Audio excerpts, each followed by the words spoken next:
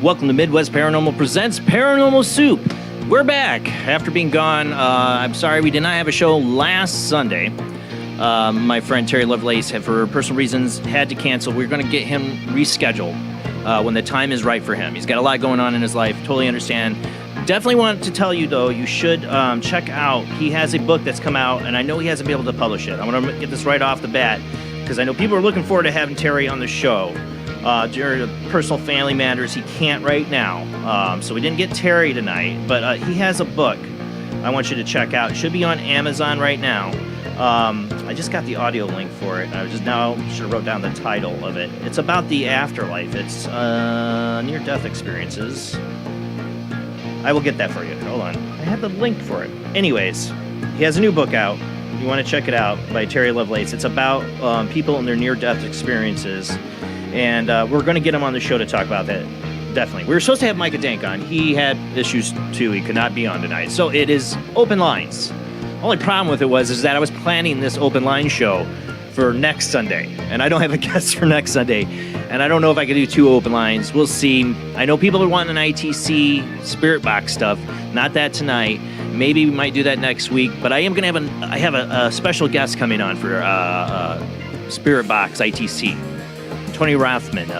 He's got a device I'm really interested in, I want to use. So we got a lot going on. For those who've been listening to the Paranormal Soup radio network on the Paranormal Radio app, Talkstream Live, yes, we were down all week. I've worked really hard to get that back up. That is back up and running. Hopefully we are live on that now. I hope. I haven't really got to test it out.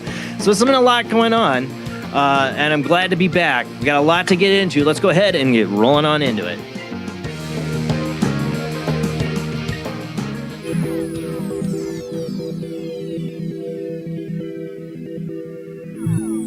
Welcome to another night of Paranormal Soup. As I said before, I'm your host, Jason Bland. No guests tonight. They had to cancel due to personal reasons. Same with Terry Lovelace last week. Now, we'll get them both rescheduled. Definitely worthy enough. I mean, Terry Lovelace, we've had on a number of times, and he's got this new book, and I totally lost the dang title of it. I didn't write it in my notes. I will get that. But definitely go. Yeah, I'll have to look it up. It's about near-death experiences. Go check it out. It's on Amazon. I can't believe my brain's slipping. I've had a rough day today. I work on Sundays and then get off, try to take a nap and get on the show. I didn't really get much of a nap. I know people, my friends on Facebook. Oh, let me get Rob in here too. We had a possum incident today. Some people are friends with me on Facebook. So, how's it going, Rob? Let's make sure Rob's got audio. It's going. It's going. And Jamie, my beautiful co-host. Like, I'm not even off of my introductions usually. It's no guest tonight. It's open lines. We're all just hanging out tonight. It's going to be fun. I have about 12 articles in there, Rob, for the World Wide Web of Weird. So we'll do like our usual first 7, and then we got like 5 more we'll probably cover as we see if we get phone calls. But, yes, I had a possum incident today. Just so you guys know right off the bat if you're just tuning in. Yeah, we had a possum go into our shed. I'm at work. My wife's texting me this. She goes, hey, we walked right past the boys and went right into the shed. And then I'm like, you probably went in there to die. She goes, yep, it died. And I'm like, you sure it's not playing possum? She's like, there's flies already. I'm like, okay, it's dead. So I get home. They're all waiting for me to take care of the possum. I get in there with a shovel, and I can see something breathing. I'm like, is it playing possum? No, these flies are telling me it's dead. You know, it's the real deal. Or this is the best playing dead possum in the world. It even comes with flies. But I can see something breathing. I'm like, oh, no, that's probably babies. And sure enough, there was 2 of them. We made sure there was no more anywhere else. I looked. We had to look inside the pouch. But so I have to feed them at midnight tonight. And then my wife takes over at 4 a.m. before she goes to work. So, yeah, I need to be getting off around midnight. So we're probably only going to do the 2-hour show. So with that being said, we got a lot of weird to get to being gone 2 weeks. So let's go ahead and roll into the World Wide Web of Weird.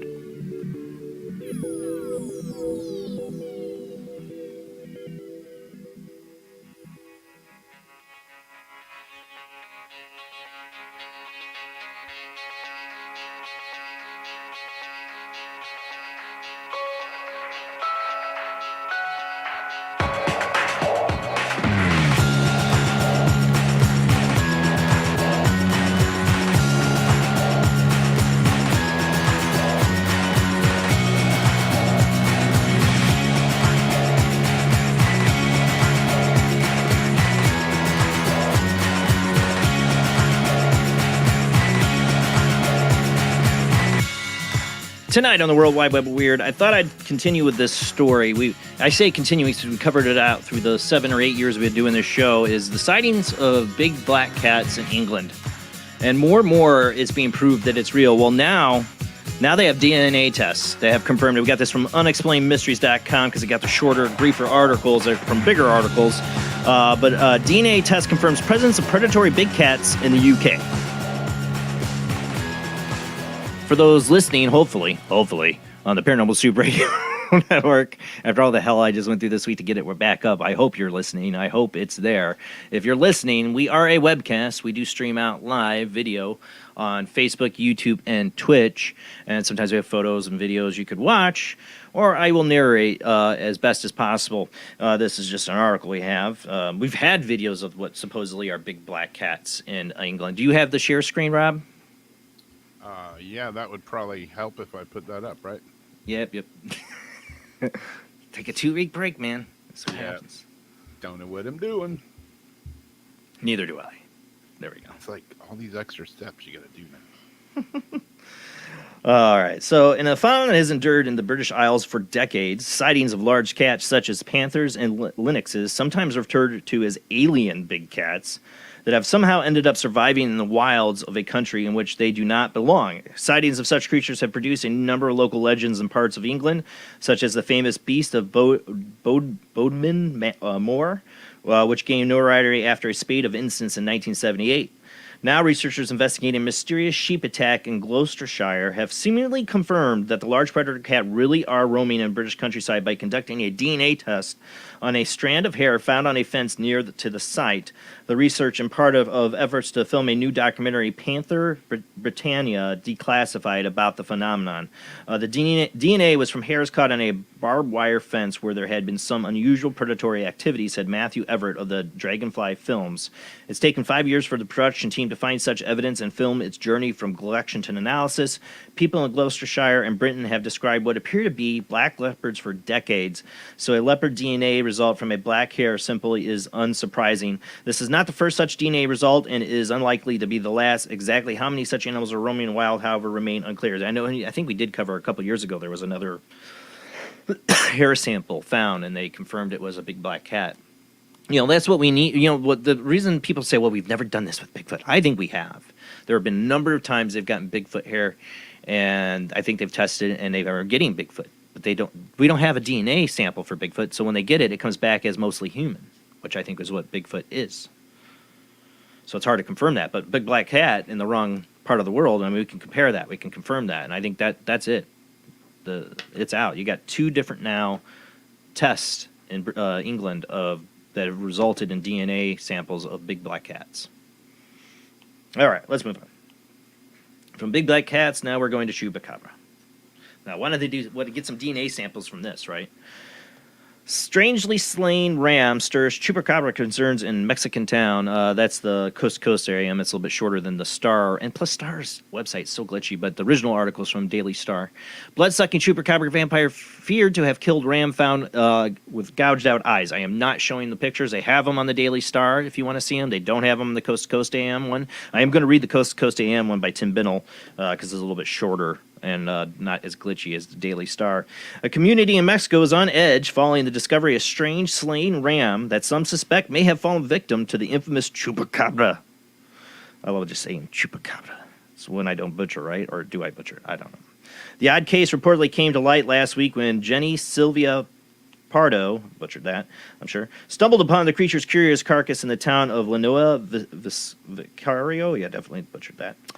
Whatever had taken down to the unfortunate animal had removed its eyes and left the ram sporting several puzzling wounds around its mouth and neck. I've seen the pictures. It's basically like it's described. It is a bit odd. Sharing the pictures of the ram's remains online, Pardo mused that I think there are chupacabras in Lanoa Vicario. I've been investigating what the animal could have leave them like this. Her assertions that the notorious goat sucker of the legend and lore could have been responsible for the creature's condition was met with some skepticism. Oh, really? Wouldn't think that would happen on social media, and many individuals suggesting that the pictures were fake or that the ram had simply fallen victim to a prosaic predator. Undeterred, Pardo posted additional pictures of a decapitated goat, which she claimed appeared to have been killed in a manner often attributed to the chupacabra. More evidence, she declared, believe it or not, strange things happen. Judge for yourself. As for now, the case remains unsolved, though residents of the town are understandably keeping an eye on their livestock in the event of Pardo's chupacabra theory is correct. So here, maybe there'll be more. It is like gruesome. I can't show that kind of stuff because YouTube will be down, could take the whole show down if you show that stuff. And you don't really need to see it. Nobody needs to see that. I didn't want to see the dead possum today. All right, let's move on. From goat suckers to toe suckers. I had to cover this. You knew it, Jamie. I'm surprised you guys didn't on a Weird Wednesday. Nashville hotel manager, and this is the 3rd toe sucker story we've had on the World Wide Web of Weird. You realize that we've had 3 of them now. Never thought in my mind that I'd have 3 of these. Nashville hotel manager charged after allegedly sucking on sleeping guests' toes. A sort of nightmare. One of the toe suckers didn't work at a hotel though. They broke into somebody's house and did it. I remember that. That might have been one of the first ones. The manager of the downtown Nashville, Tennessee Hilton Hotel has been charged with the aggravated burglary and assault after allegedly sucking on a male guest's toes while he was sleeping. David Patrick Neal, 52, was arrested Friday after a hotel guest, Peter Brennan, awoke around 5 a.m. on March 30th to find the night manager indulging in his apparent foot fetish. I've never understood people with foot fetishes. Something's wrong with you. Feet are disgusting. Very wrong. Brennan has since filed a lawsuit against the hotel alleging sexual assault, according to the outlet. A lawsuit alleges that Neal cloned the key to Brennan's room and entered during the early morning hours without knocking or announcing himself. Brennan reportedly screamed when he found Neal sucking on his toes and immediately recognized him as one of the hotel staff members who had been in his room the previous day to help him with his TV. Brennan filed a complaint with police following the incident, and Neal reportedly told officers that he had entered Brennan's room because he had smelled smoke and wanted to check on him for his safety. Neal did not report a smoke smell to hotel security, and no one else smelled any smoke, according to police. I mean, imagine that interview. Well, I went in there because I smelled smoke. Okay, fine. Okay. What part did that lead you to once you entered that room, realized there is no fire or smoke? And what led you to go henceforth suck on a man's toes? all my life I've just had a sense of security and the sense of peace, right? It's now like you're camping and you have to kind of keep one eye open, Brendan told the local outlet. You have that security that's yours, and when you close your eyes, you feel like you're safe and you're protected, and then you wake up with this guy sucking on your toes. I mean... I hate my feet touched. If I woke up to even the split iota second, that man would not have a head anymore. This is what he says. He goes, I was so shocked. I was like, who are you? Why are you in my room? It was almost like a dream. It's sort of a nightmare. It just didn't make sense. Yeah, you imagine his brain was like trying to process, like, what in the hell is going on here in this guy?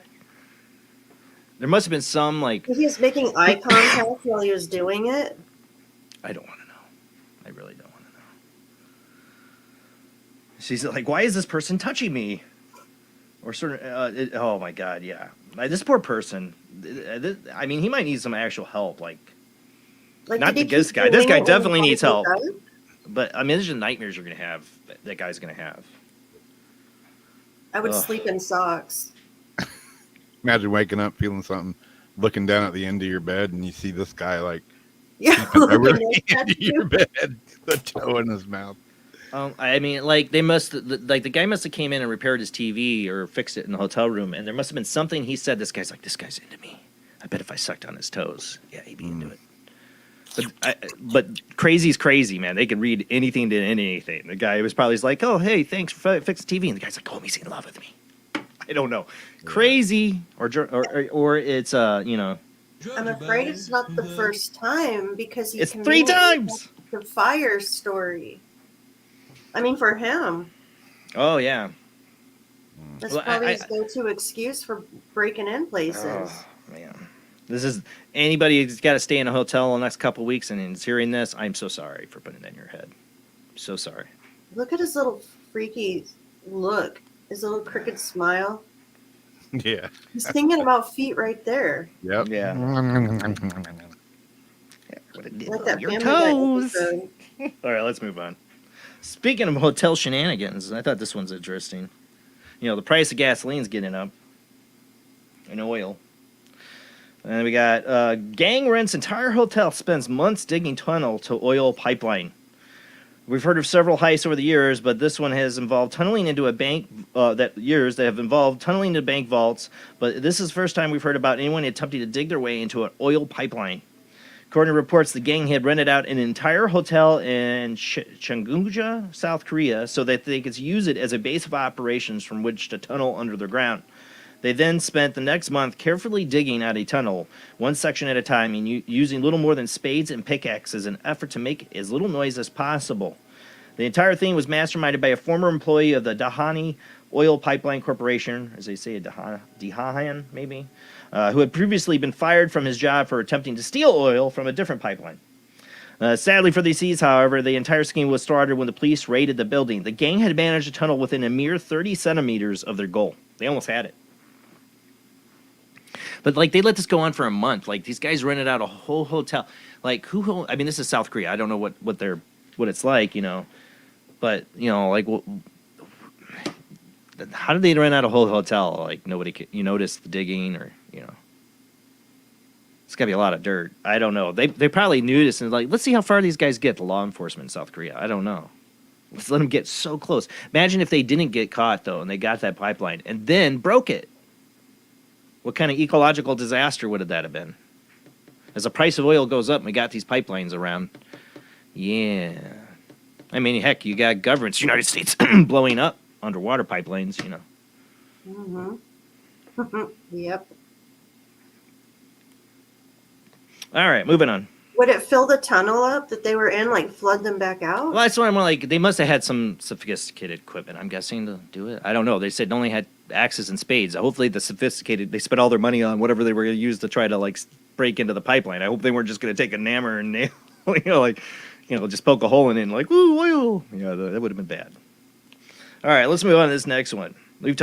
Hey, I told you at the beginning of this year, this is going to be the year of AI, and it keeps on being that.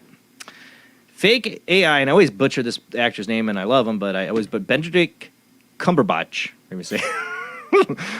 almost scams the firm out of $250,000. I'm going to run out of time. I can't read this whole article, but Bob William and his colleagues from Peabody Films in Spain, they received an email from somebody claiming to be Benedict, and basically they were really excited. He said, "Oh, I read the script from your film studio. I would like to be a part of this project." And then they get on a phone call, and it's him talking to them. It sounds like him. Something seemed a little off, is what they say in the article, because it was an AI program to pretend to be him, to scam these guys out of like $250,000 for like an initial down payment to bring them into the project. Yeah, this is just They luckily- that real fast. Yeah, they luckily double checked. They felt something was fishy, but they were probably that close to hand over the money. But this is the age we live in. I'm a Star Wars fan. I'm excited. They're like recreating Luke and probably Leia and Han. They're going to do the Heir of the Empire. Screw the sequels. Screw you, Kathleen Kennedy. I want to see that. As long as the actors give their permission. But look at this. How many famous people are going to be used and scam, for big money? Other people. You can still see the difference, I think, though, in the AI. Right now, but we are only, Jamie. Maybe know. now, but we are so close. You don't even know. I mean, like I keep up on the video game stuff. Mhm. So like, there's a video that's been going around the last couple months of a photorealistic first-person like shooter VR thing, or I don't know if it's not VR, but but still a first-person shooter. But most people are like, oh, that can't be. That looks like a body cam. That can't be a video game, and it is. It looks like somebody's body cam going around in a gunfight. It's that realistic looking.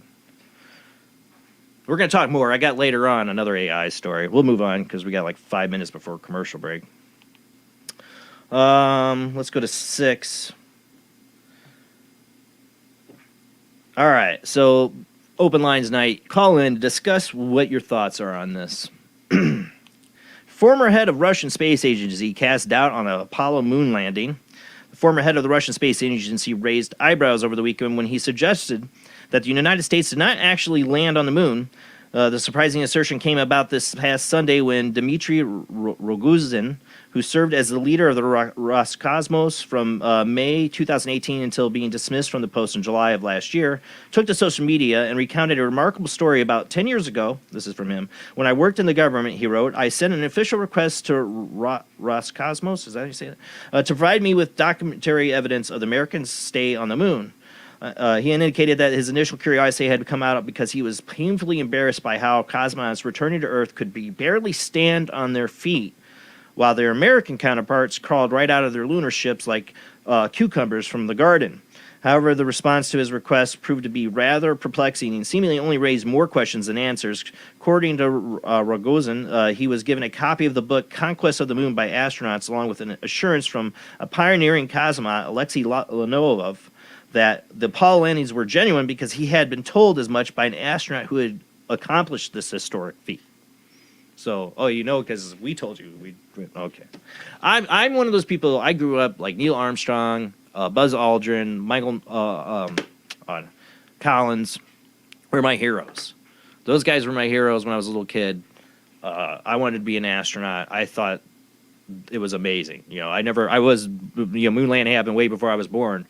But I grew up like fascinated by NASA and the moon landing. I want to believe it's real, and I down in my heart, I do believe it was real. But I can't deny the arguments people make to the facts that it could have been faked. I'm starting to feel more and more, and I hate saying it, that it might have been fake.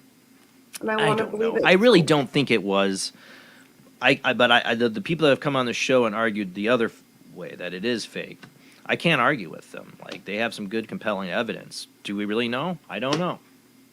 Will you have something to prove it? Well, nobody else seems to be really getting there. China has been accused of faking their rover.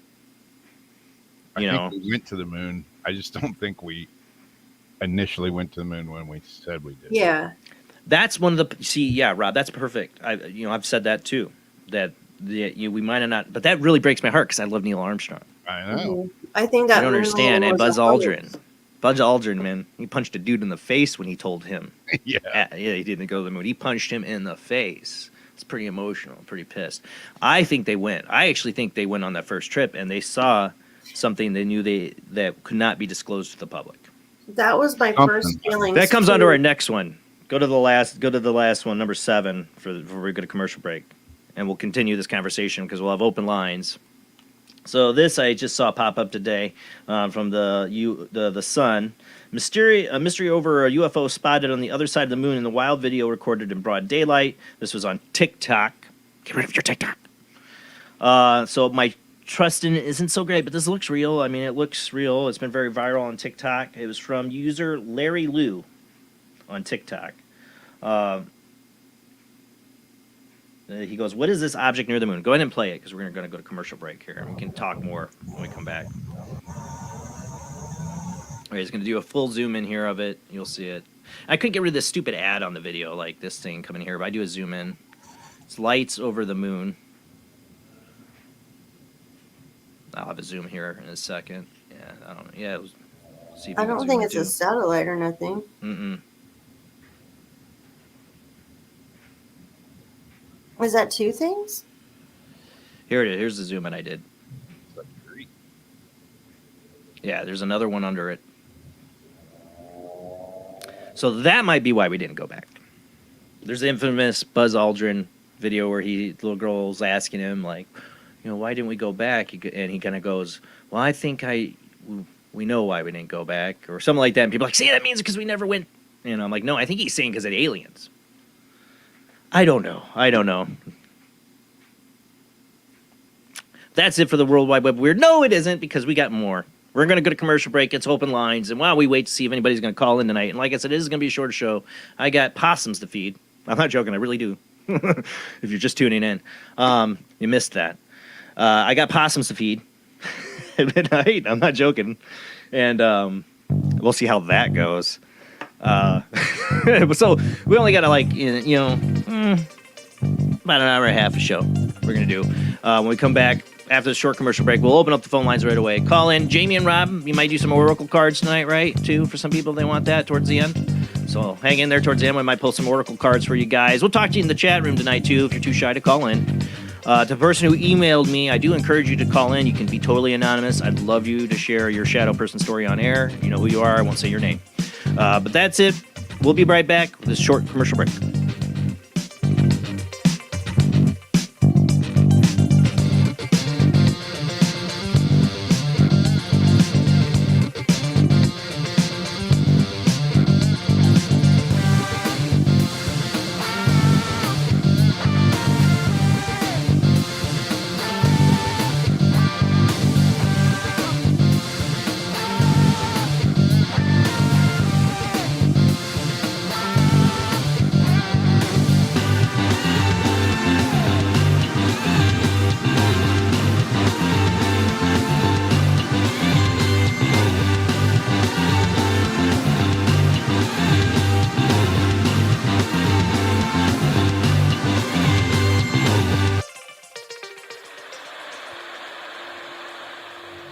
Join us every Wednesday night at midnight Eastern Standard Time for Weird Wednesday, the live stream, with your hosts Jamie, the Living Dead Girl, and Rob, the Phantom, where we'll talk about all things paranormal, including zodiac, astrology, tarot card and oracle card readings, live ghost boxing and spirit communication, where we'll do Voices from Beyond, the Cold Case Files. So we hope you join us live on Facebook and YouTube every Wednesday night at midnight Eastern Standard Time. We hope to see you there. Bye-bye.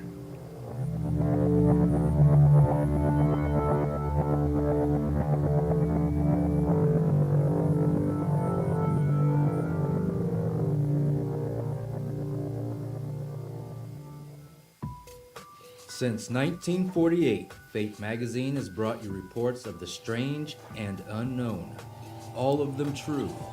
Fate Radio is carrying on that tradition, bringing you the unusual, macabre, strange, and bizarre. Join host Kat Hobson Sunday nights from 8 to 10 p.m. Eastern on WBHM Digital Broadcasting.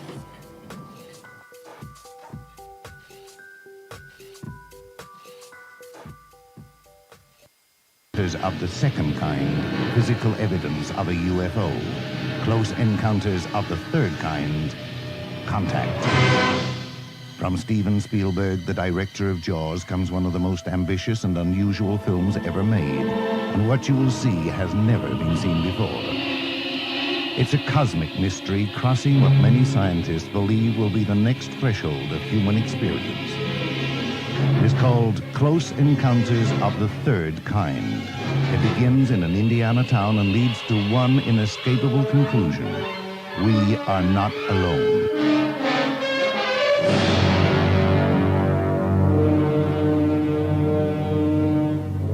Close Encounters of the Third Kind. Certificate A. Now showing at the Odeon, Leicester Square. The international chart-topping Haunted Horror of Haverfordwest has been described as terrifyingly real, a must-read, shocking and chilling brilliance, genuinely worrying, utterly frightening. Don't read before bed. Described as one of the spookiest writers out there, best-selling author G.L. Davies presents Haunted Horror of Haverfordwest, the true paranormal account that is shocking the world. Dare you enter? Dare you read? Haunted Horror of Haverfordwest is available on Amazon, Barnes & Noble, Kindle, and wherever books are sold. Pray you never have to live there. This is the sound of a space clock aboard a U.S. satellite 180 miles above the Earth. No one winds up this timepiece. It's powered by a tiny battery, a battery that delivers power for years without replacement. Now the same type of battery, the Duracell battery, can bring new reliability and long life to your battery-operated equipment. Radios, cameras, toys, all run far longer. Duracell batteries, the long-distance power cells, outlast any ordinary battery. The same type of battery that keeps space clocks running for years can bring long life to anything powered by batteries. Dura, as in durable. Cell, as in power cell. The Duracell battery, made by Mallory. Are you intrigued by Paranormal Talk Radio? You'll love the new Paranormal Radio app from Talkstream Live. You'll find a great selection of talk shows covering UFOs, ghosts, strange phenomena, and much more. Download the Paranormal Radio app now and start listening to the very best in paranormal talk entertainment, including the network you're listening to right now, the Paranormal Radio app, free in Google Play and the iOS App Store. Switch to DCS ranging. 240, nominal to profile. We're in the pipe. 5 by 5.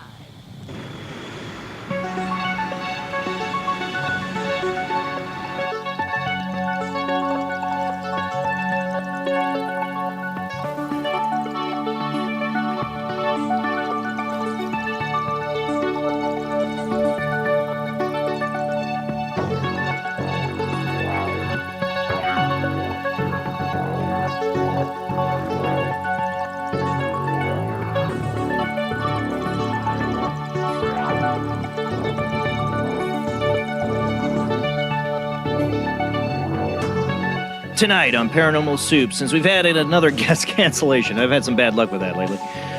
It is open lines. You are the guest tonight. You call in, and we'll do the chat room too. And join the conversation. We'll talk about whatever. You know, I prefer paranormal. You know, that's generally what the show's about. But it doesn't have to be. Anyone want to talk about whatever? Can. I really don't like politics, and I never make anyone happy with politics, so I suggest we don't get into that in open lines. I don't make anybody happy because I really don't like either side. Just leave it there. But we can get into, what's your favorite TV show? Or let's talk about these topics I talked about tonight, about AI, you know what, we've been gone for a week, and what we missed the viral Elon Musk making sex bot posts going around where people really thought that Elon Musk had made a sex bot. Yes, we missed that. Be gone for 2 weeks, so there's a lot to talk about, and I got more articles tonight for the World Wide Web of Weird that we're going to kind of go through here tonight since we'll be gone for 2 weeks. But call in. I am going to open the phone lines now, and I will get you those phone numbers here. A little out of practice giving those out on open lines, but I'll have it run up here and we'll read off the numbers. But we got a lot to get to, so let's go ahead and get right back on into it.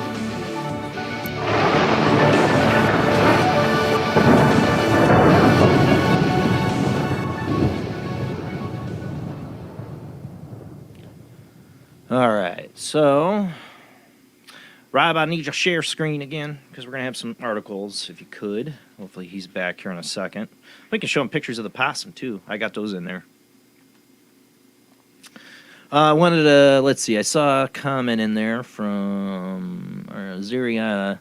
This one, she said about the possums. Don't they carry rabies and can be dangerous just like other animals? No. Possums do not get rabies. You know what they also are immune to snake venom. Very docile. Can be loving creatures, but not pets. I'm not going to be pets. As I've had to tell my 7 and 11-year-old all day since I got home from work. I'm always got to be the bad guy. But I've told them all day that they're wild animals. As soon as we're going to be taking them to a clinic, I'm hoping tomorrow after everybody gets home. Tell them the name. And they, of course, named them Shadow and Ghost. I think Ghost is the feisty one, and Shadow's the one that wants to, like, crawl and hide.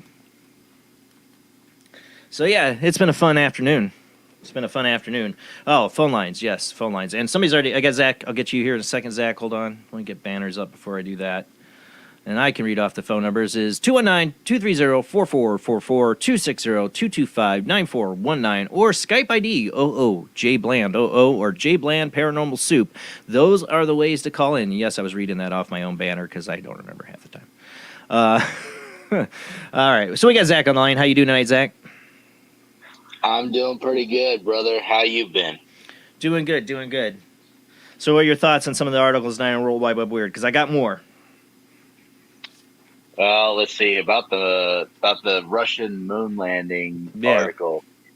For me personally, I do think that the moon landing did happen. I think that it was more done just in a part of the moon that was, more basically that had no life on it whatsoever. It's kind of like, if aliens landed out in the middle of the desert right here in Arizona where there's nobody around whatsoever. You think that the entire planet is desolate. I think that's the kind of image that they were made to convey.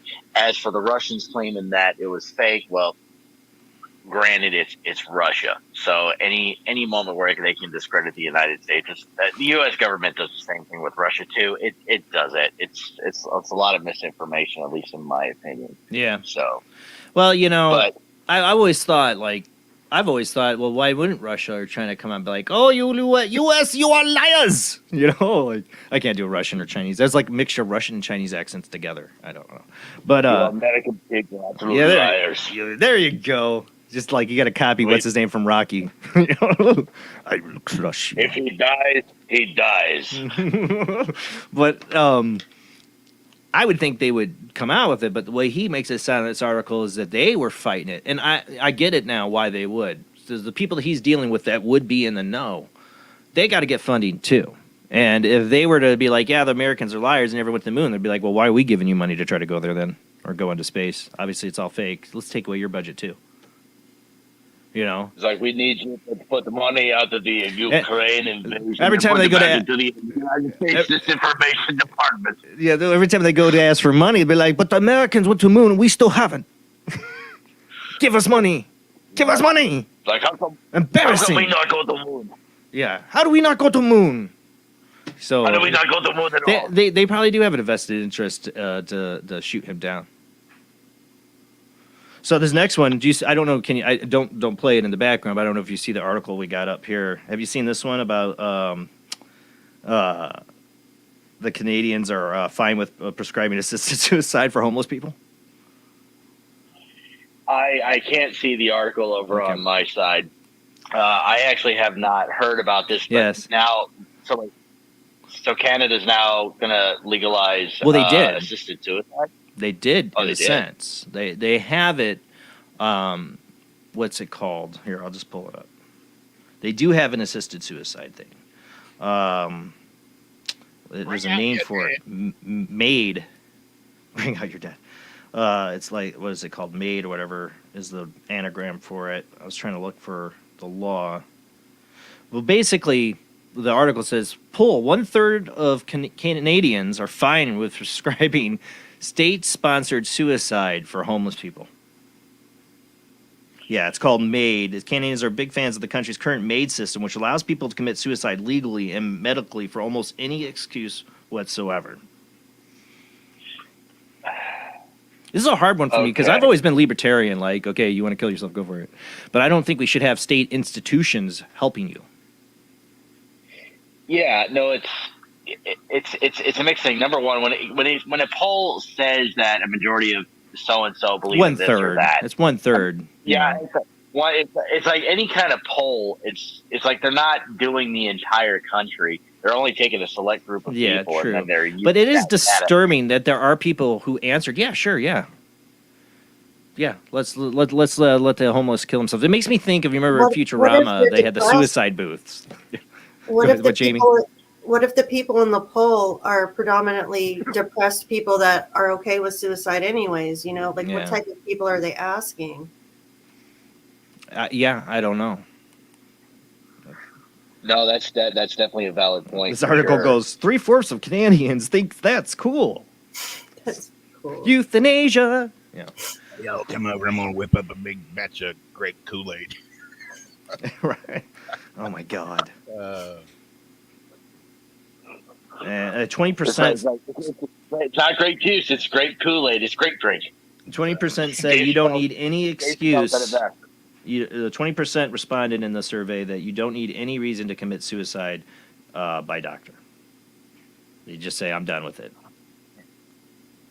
There's that movie with Robert Redford, The Discovery, where they prove that the afterlife is real some way scientifically. It was a dumb movie in some sense and brilliant in others.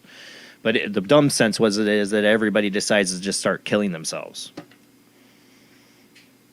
You know, and then they talk about overpopulation all the time. You know, and I always say bullcrap. We actually do have a population, and birth rates are all declining across the board in the world. Like every study showing it. You know, but they want to always tell us we're overpopulated, and this is more of this stuff. You know, it's like it's kind of disturbing. I don't know. I'm like I said, I'm libertarian. If you want to do it in, and and if somebody really did, I do want a doctor system. I don't want anybody to suffer, but I mean, I don't want an institution for it. I really don't. I mean, it will lead to. There's you know what? You remember the show Sliders, Zach? I've never seen it. You never did? How old are you? I'm going to be 34 tomorrow. That's why. All right. Happy early. Because it was like early '90s. It was after Quantum. It was same people who made Quantum Leap, but it was with I can't think. Jerry O'Connell, and basically they had 4 seasons, I think 5, but they kept on changing. They screwed that. The network screwed that show up so bad. But anyways, him and a group of people, you know, they get trapped going from wormhole to wormhole to parallel universes. And there's all these different scenarios, of course, hijinks that happen. One of the universes they end up in, they've all been sold on that the world was overpopulated and we fixed it in this society. And they have a lotto. Basically, if you play the lotto, you get free money. Everybody getting free money. But if you win this lotto, you now have to go with a huge part of this whole group of people that you have to be suicided off for the greater good.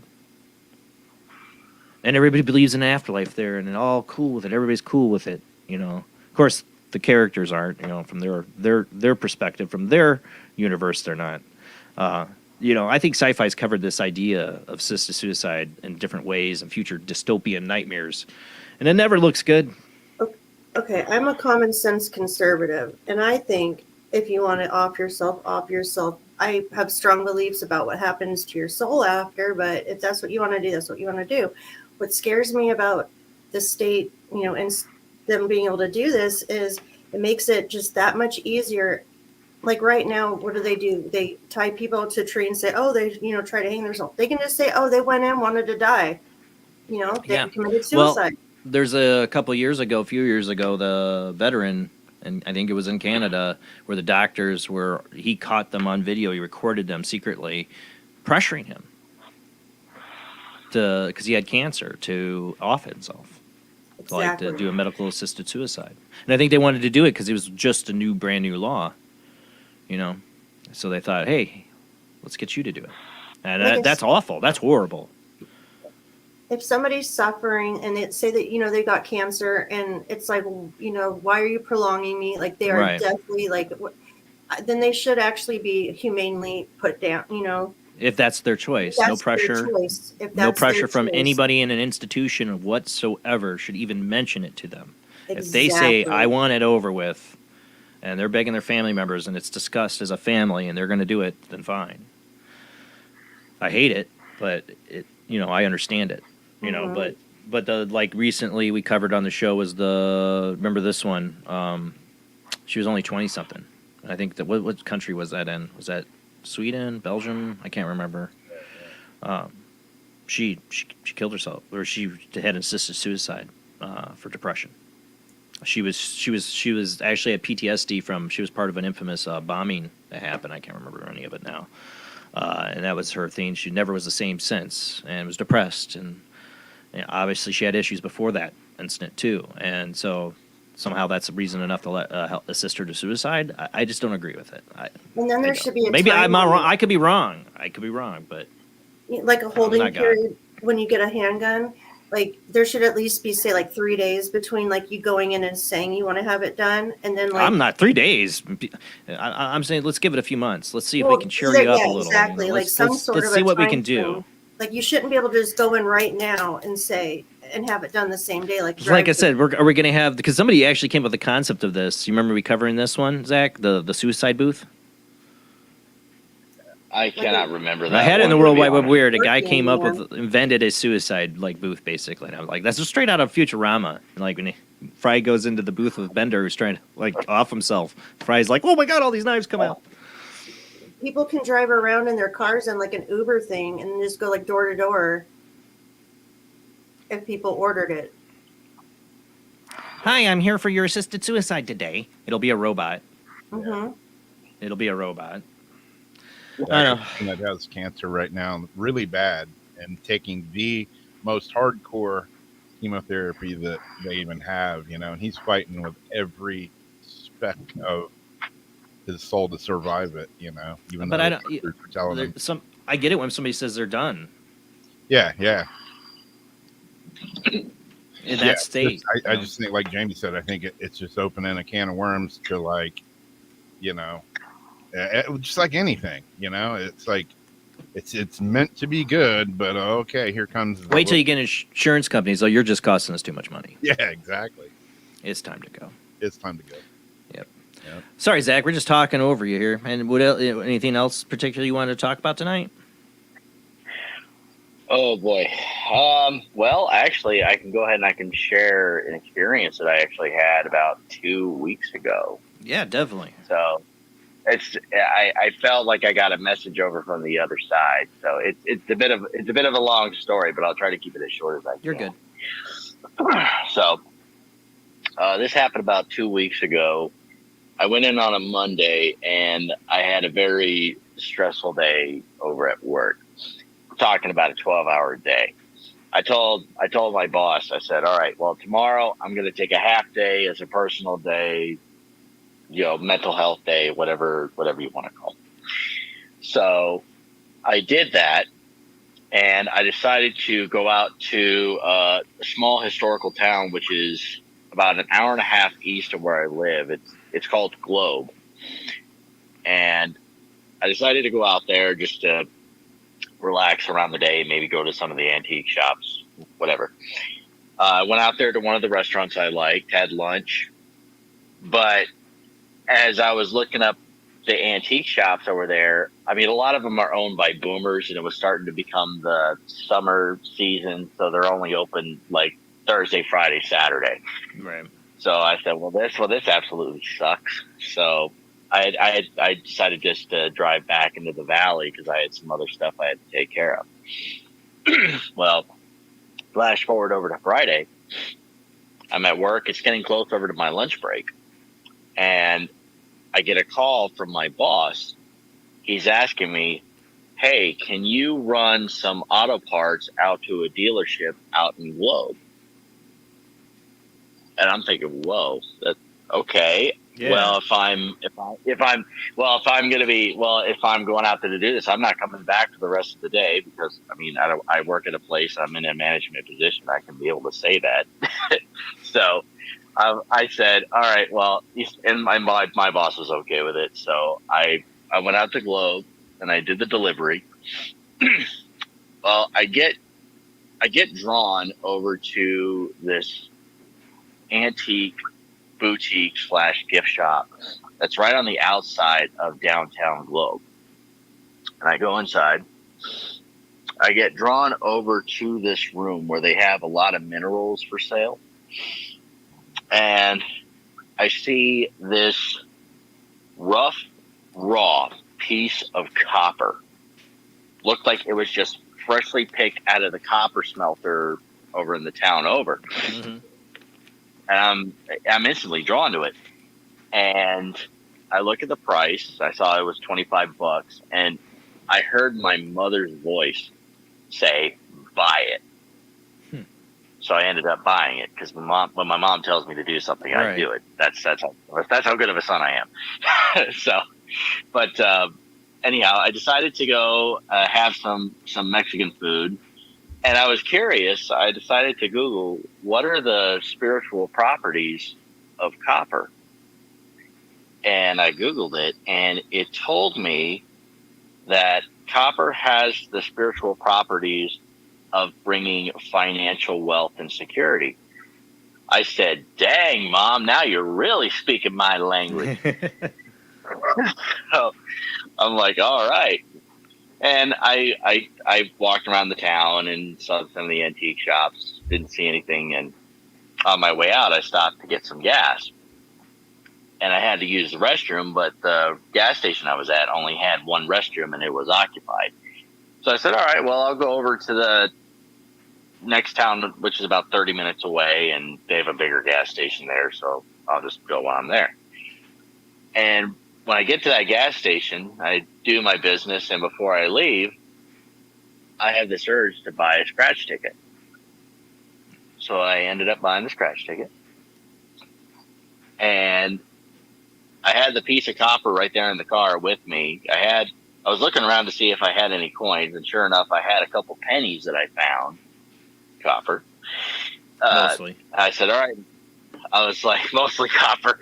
I said, all right, Mom, let's see if this copper really does have the spiritual properties to bring me financial wealth and stability. So I played the scratch ticket. I ended up winning $100. Nice. And I think that was, I reflected back when I was driving on my way home, and I think that was my mother communicating to me from the other side of letting me know that this was the kind of day that I was supposed to have on Tuesday, and also to add a valuable piece of copper. Just keep playing that lotto. Yeah, keep playing that. I was like, I haven't done it recently, but I gotta mean, put the big money in. Gotta buy one of those. I don't know what you got there in your state, Powerball or Mega Millions. I don't know. You gotta play one of those. Yeah, no, and ironically, I heard these stories after my mom had passed, but apparently she had the same kind of sense that I had.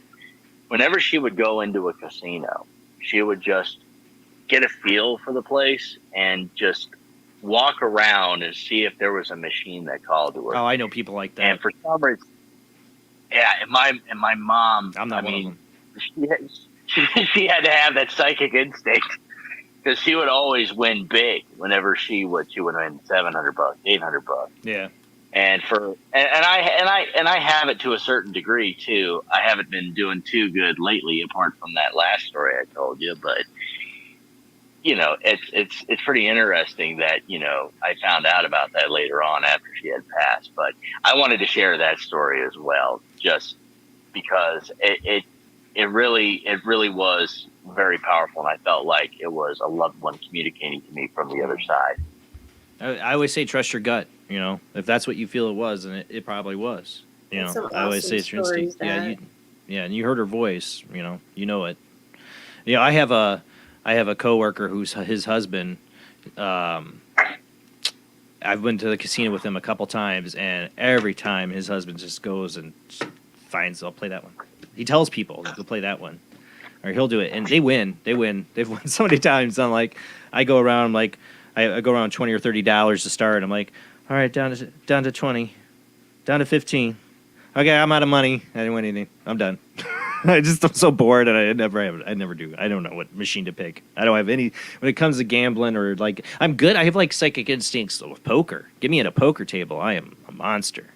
But when it comes to like random stuff like that or slot machines, no, I have no instinct at all. Probably play the one I'm not. I should go with like, I'm going to play this one, so let's not. Let's go to that one. I would never pick. I don't know. Go the opposite of what I'm going to do. Well, Zach, thank you for calling in and sharing that tonight. Absolutely, guys. Thank you very much for letting me call in and spend time over with you guys. I hope you have a fantastic week coming up, and I will talk to you guys later, all right? All right. Later, Zach. Have a good night. But yeah, I don't know if you, Jamie and Robbie, had seen this whole assisted suicide thing from Canada that came up. But yeah, we got another one here. I got the paranormal radio, the Talkstream Live paranormal radio thing going this week, and I had to listen to it the last couple days. And today I was listening to it just to make sure it's running right. And I'll admit that I need to really get it updated. I've been playing a lot of the same old episodes for people who do listen to it. I do end up playing. I've had a lot of the same episodes on there because the software I used to quickly edit, and because I have to break each 3-hour show down into like 45-minute segments to upload it and then make them into this playlist that auto plays these shows out on the 24/7 network. I lost that software, screwed up, doesn't work anymore. So I have not. That's like a year or so ago. So I've not updated that playlist. I'm going to work on trying to update and getting some of these shows. And then I stopped like getting the audio from these shows. Like I ran out of room memory. So I got to figure out how to get the audio from past shows up there. I'd like to update it. But I was listening to it. And, I hear some people on there not with us anymore. And like Kevin Malik and Jennifer. I mean, Jennifer's with us, but Kevin passed away. And then there's old episodes on there that I had rerun. Linda Godfrey was one. Beast of Bray Road, and that's this next article. I was listening to her, and Linda passed away last year.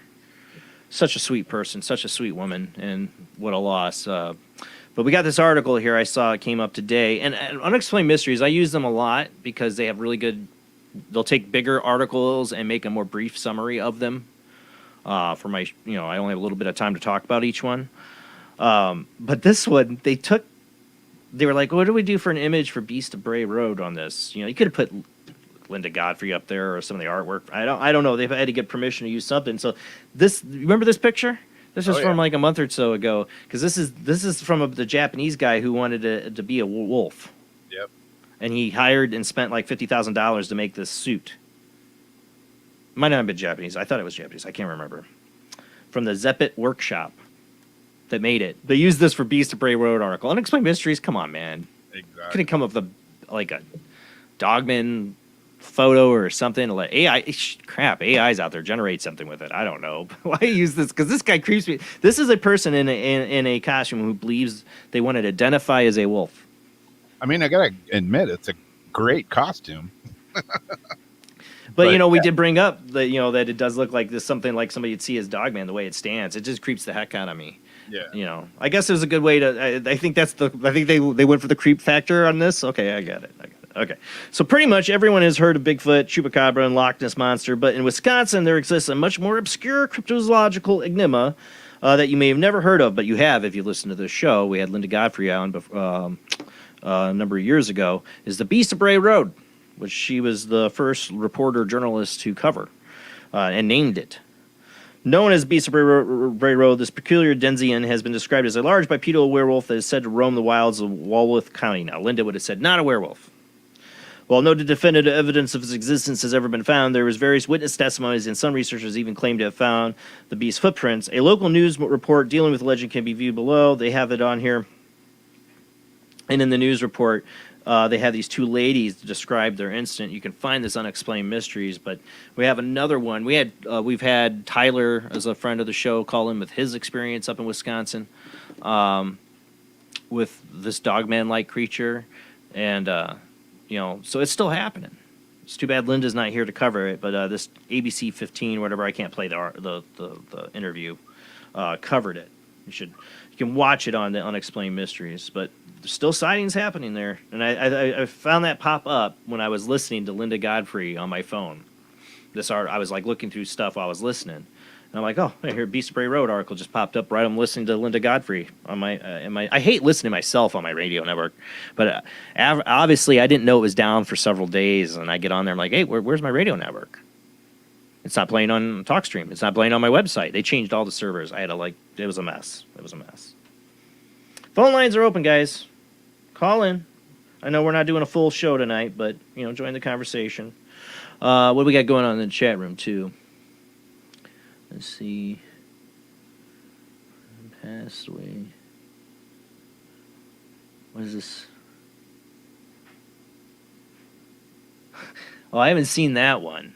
Reminds me of the South Park episode where Kyle's dad wants to be a dolphin. That must be one. I've not seen a lot of them last year. That sounds great. like South Park.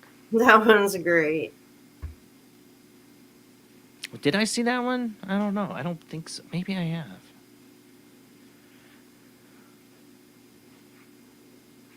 When's my I've had it.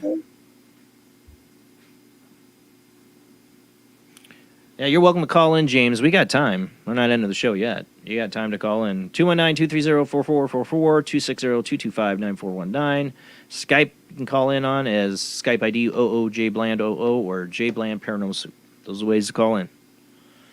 Love to hear your experiences, James. Even if you emailed or even if you called in before and you shared something you want to talk about it again, bring it up. Yeah, I had a weird one last week.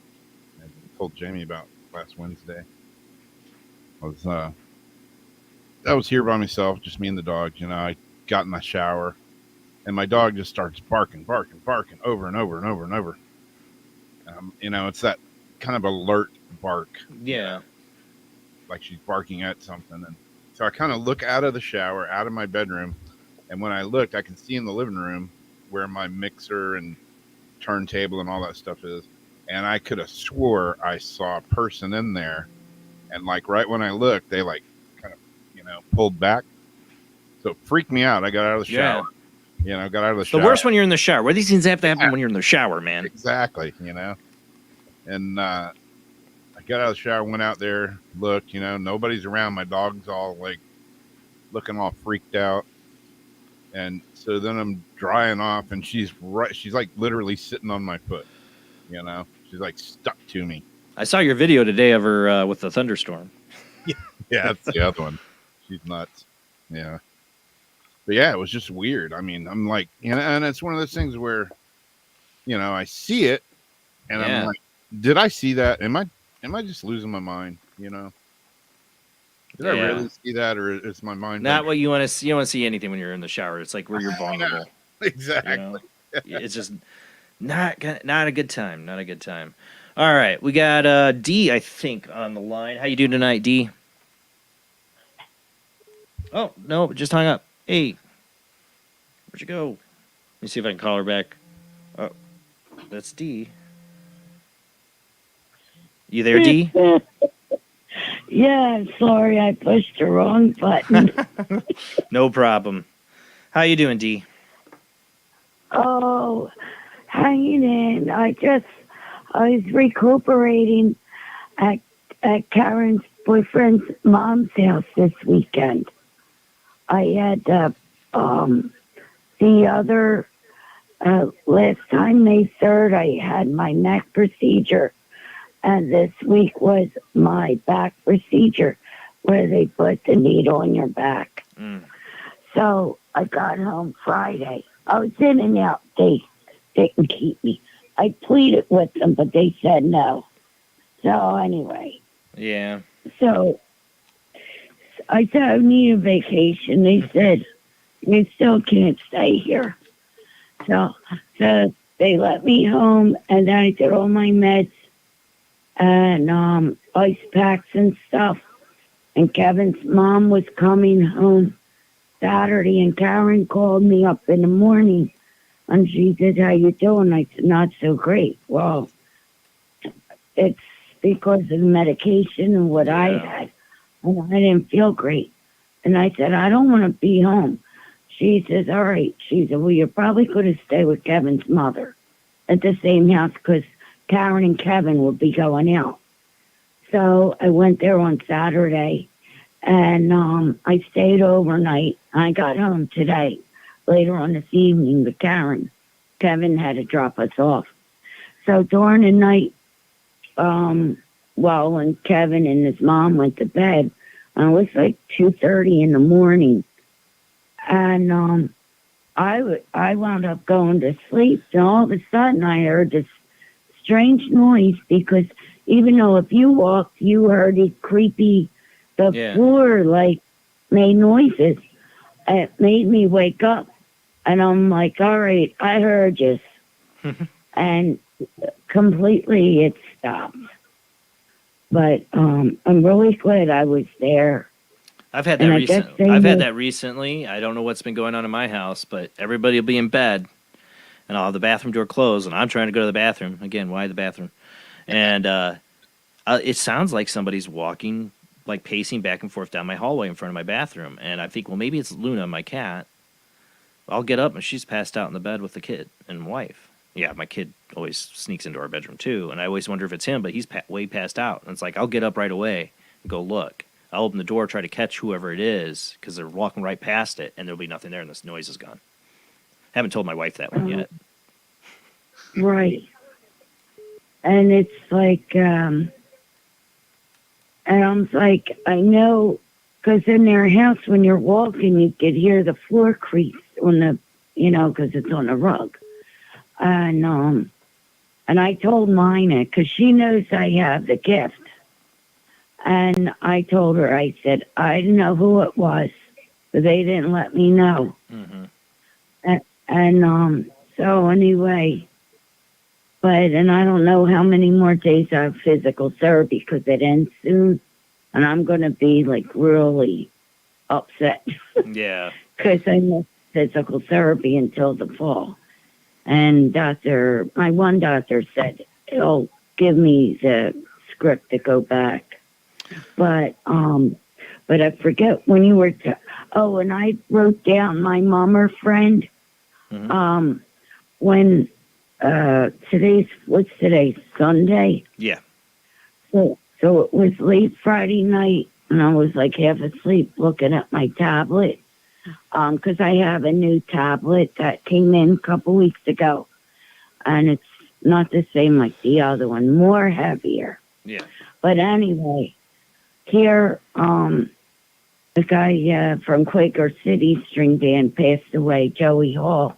He passed away Friday morning, and I'm like, oh my God.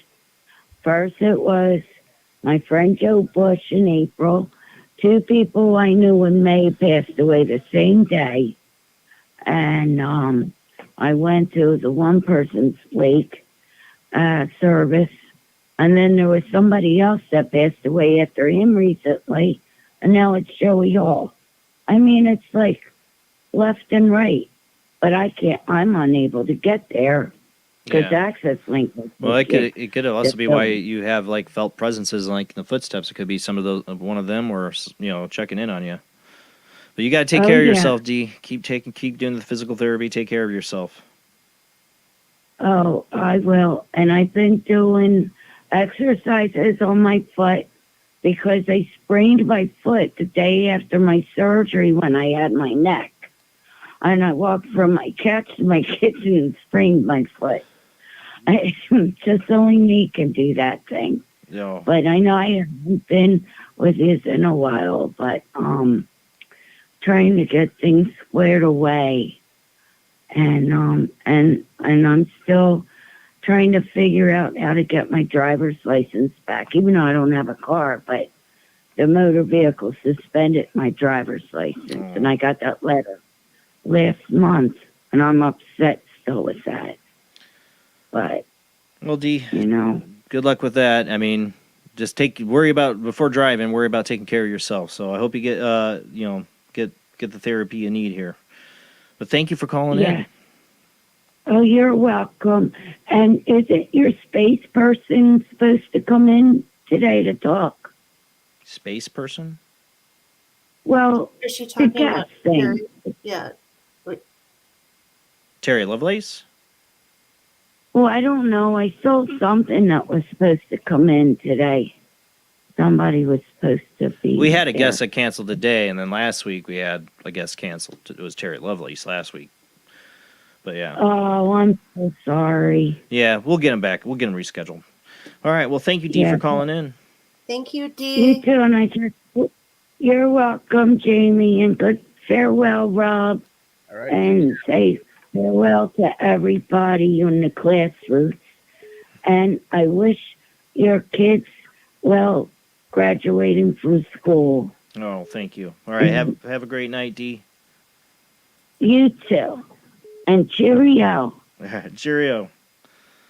All right. Sorry. I had another phone call coming in. I think is Adrian. Yes, it is. How are you? Hi. How you doing tonight, Adrian? Thanks for calling in. Hey, you're welcome. Yeah, I'm having a paranormal life over here, so this is a perfect show to call into. I wanted to talk about EVPs. I sent you an email just a few minutes ago with an isolated EVP. It's a real electronic sounding voice. You've had that before, right? I know I've heard them on air sometime. Well, EVPs? Sounds really, like a real electronic voice, not a human voice. Yeah. A lot of them get electronic. And I've gotten that several this times. This one, my friend was interviewed on the Jimmy Church radio, and then he just did another one last night on Alien Talk. And while he was talking, he, for some reason, lost his train of thought, and this electronic voice comes over and says, I think it says, "Don't you do that." And then he's like, I lost my train of thought. And then this high-pitched sound beeps like for quite a few seconds and then cuts out. And then he got his train of thought back. It was really bizarre. That's weird. They could have been like using his energy and like coming through, communicating. Because I do think they use our energy to do it. Maybe that too. That's weird. Yeah, I think that's what it was. And it was Bruce Cornett. That's your friend? Interviewed. So that was on yeah. It's recorded then? I couldn't hear you too clearly. It was on Alien Talk. Alien Talk? I'm writing that down. Yeah, that was his second interview. He was on Jimmy Church. Why didn't you tell him to come on my show? Oh, I will. Oh, that's fine. Yeah. Yeah, tell him to come on my show. Yeah, I'll do that. Absolutely. It was about 1 hour, 6 minutes, and 53 seconds in, and you get that electronic voice, but we just thought it was bizarre. Yeah, we've had it on this show where we've had it come through, not through a spirit box, but right into the show audio, Yeah. I don't know. I sent you an email if you want to play it. Well, it's from another show. Check them out on your own. I'll listen to it later. Yeah. Yeah, it's one original, 2-second clip, and then I slowed it down. There's another 4-second clip, and then the segment of 22 seconds. So yeah, tell me if you can figure out what it says.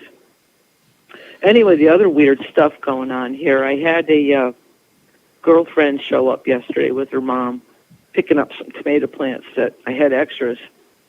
And I'm going to do a cleansing on her because she felt like she had an attachment. And right before they left, I have a short tree. It's only 15 feet tall right outside my house.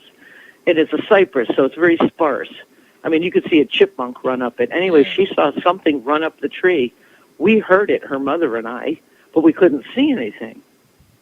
And then this white mist, I swear to God, like a cloud, comes floating behind the tree like a spirit. Ooh. It was like really strange. Strange stuff. One time I was with a group of people in a place, Primrose Road, and we all saw like a white misty form like that right out on the road. No cemetery nearby? There was a cemetery nearby down at the end of the road. Yeah. Because I caught, those blink cameras at night, I caught it on infrared too, so this white mist is around here, except it looked like static on the camera. Really? But it was in February, so it wasn't mist, it wasn't bugs, but yeah, it flew right by. And I've been told I have house spirits here, and I'm pretty darn sure I do. Oh, yeah, I'm sure with you. But I don't mind them. Yeah, I know, I'm doing a reading tomorrow too, so things will get fun around here. And other than that, my life has been pretty normal, thank God. I'm doing good. Well, that's good. So, I didn't have much else to tell other than the bizarre interview, radio interference. That is interesting. Yeah, tell them to come on Paranormal Soup. Love to have them. I I'll love shoot talking about him an EVPs. email Is that now. what he does? Is mainly he specializes in EVPs? No, actually, he's... Wow, it's a little bit complicated to tell you about it, but he is a lifelong abductee. Oh. It gets really in-depth. He's also a geologist. He has like 19 years of college under his belt. Oh, yeah, this sounds guy really is good. no dummy.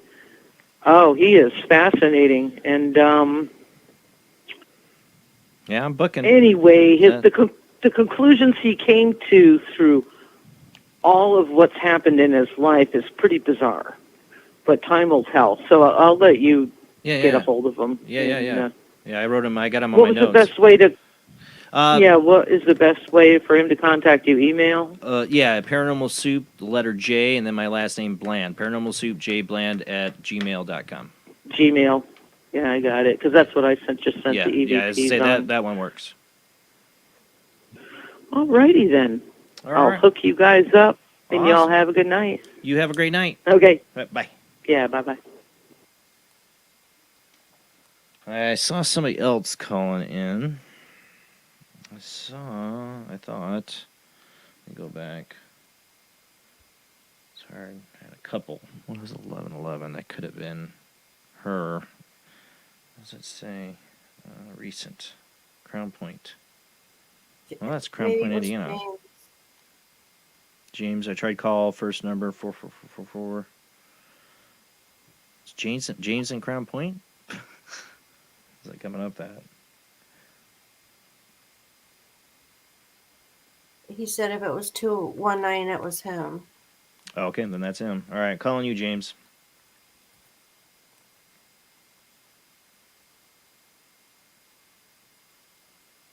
It's calling. Hello? Hey, James. How's it going? I didn't know if it was my phone messing up or not, so I shut it off and tried to restart. Oh, no. It just said you're calling on the same phone line I had Adrian on. Oh, okay. Yeah, I didn't know if I get through. Just two cell phones managing my phone lines right now, and it's me managing them. So. Right. I Hello, didn't want Jakey. to block anybody else from calling. I just was you're good, trying to James. jump in when I had a window. I was just calling to share a few experiences. I know I shared a while back an email with you. Yeah, but definitely. just to briefly go through them. Back in 2002, I was climbing up a tree and fell out at a pretty high height where I shouldn't have lived. And then it seemed like after that, I started having weird experiences, or at least seeing stuff that I normally would have never seen. Yeah. Or ever before that, starting with I was fishing one day and I seen me and my dad's buddy and everybody else went to the liquor store, and we stayed fishing at a state line, Illinois, Indiana border right there. And a dragonfly came up, and I'm an outdoors person, so I've been in a lot of swamps and lakes and rivers and stuff, but I've just never seen a dragonfly as big as this one that came up. And as unbelievable as it sounds, when we're all looking at this dragonfly going like, holy smokes, a spider grabbed it that was on a log underneath the bridge. So I don't know if this was something after that because of it, because it was the same year that I fell out of the tree. But this is the first thing that was kind of off that I noticed after this accident. Mm-hmm. And then a couple years later, another buddy, I'm at his house, and a guy comes back and says he's seen a 4-foot owl. And I'm thinking, man, maybe this guy's exaggerating, or he's That's seen a a pretty big 2-foot owl. one. Right. And I'm just like, man, I've been outside. I've seen a lot of owls, and they're all around like 1 foot. Yeah. And we just That sounds figured like he was lying. Mothman size owl almost. Well, yeah, he was saying 4 foot. So, and I live down the street from where he said this happened. So I'm thinking, you're going to lie, then you're going to have to put up with us making fun of you for lying, you know. We're not going to let it slide and let you off the hook just making up stuff just because I'm like 23 years old at this time. And yeah, we gave this guy pretty bad grief, hard time about it. Every time we'd see him and stuff, we'd be like, don't let the 4-foot owl get you. And he never brought it back up. He never defended himself or anything. He kind of just give us the F-U or ignore us or whatever. And then 2007, me and another buddy are cutting through the same woods where this guy seen it. And I put that out of my mind. Like, I never thought that was even possible or even ever going to happen or see anybody see anything like that. And we scared off a raccoon that was in the leaves, like, because there's like 5 dead-end streets in a row, and this little patch of woods in between these dead-end streets was maybe 100 yards at the most. And they had street lights on either side, so you could see all the way through it, like in the spring. There's no leaves in the trees or bushes or anything growing. We're just cutting through the trail, and it's nighttime out. We scare away this raccoon, and I take a few more steps, and we kind of put our guard down, and I'm first, and I'm thinking, at least it wasn't this dog that chased us earlier that month or whatever. And next thing I know, I hear a wooden diving board noise, and I stop in my tracks when I hear that, because this is like second week of March, and it's still a little chilly out, but it was like a warmer night. And I just stop in my tracks because I'm like, nobody around here has a pool or anything, but it made the like wah noise, like when somebody heavy jumps off the diving board. Yeah. And next thing I know, I'm picking up a mass, like a black mass at the treetops, like I said, there's no leaves or anything. And as it starts coming through the treetops, I think I'm more in disbelief than shock, even though I probably experienced shock at this point. And I'm just watching this thing, and it's just happening in slow motion, just because I think I'm telling my brain, like, what I'm looking at isn't real. You don't have to move or react or whatever. This is all fake. And as it got closer, I could start seeing details where I could see its belly, its eyes, the black rings around its eyes. The eyes were really yellow with black dots, but they were as big as a baseball, if not bigger. Jeez. So this was like a 4-foot owl. Well, yeah. Well, he said it was a 4-foot owl, and like I said, we messed with this kid bad. I'm not a tech person, but we even made screensavers at my buddy's house of like an owl coming down. You got your comeuppance there, buddy. Oh yeah, I got karma's real, and I got what I deserve probably. I hope you apologized to your friend. I hope you found him later and said, "Hey, he was actually my buddy's friend, so I even asked him, like, what's going on with this kid? Are we like bullying this kid, or is he just making this up?" I was like, is he getting abused at home and he's just like making stuff up for attention or something? And he's just like, man, I don't know why he would even say that. But it didn't even cross my mind as I'm watching this thing like come straight for me, because I'm assuming it was going for this raccoon that we scared away. Yeah. And thank God I had another friend with that seen it all going on too. Otherwise, I'd think I was nuts. And now I know how he felt. But yeah, I mean, as this thing happened in slow motion, I could see the belly of it was this weird silver that, like, it's really hard to explain other than like if you had wet silver spray paint is kind of. And while I'm looking at it in slow motion, it's almost hypnotizing. And I've heard people say like large owls have abduction like properties or whatever. Well, I was going to bring that up. It's a screen memory thing. They say that aliens will use that. Yeah. And I'd really like to do hypno-regression one day, like by somebody professional, and like have it recorded. Did you? I asked you this. I mean, so you're with another. Are you still friends with that person that saw that? Yes. Yep. I mean, he'll talk about it. I could probably get him to talk about it in person with someone, but I doubt he would talk on a phone about it. Yeah. No. But he like kind of shuts himself out, and I even tell him, I'm like, dude, it didn't even go after you. He was safe. He was like, when I turned, as this thing was coming for him, I realized I couldn't move my feet.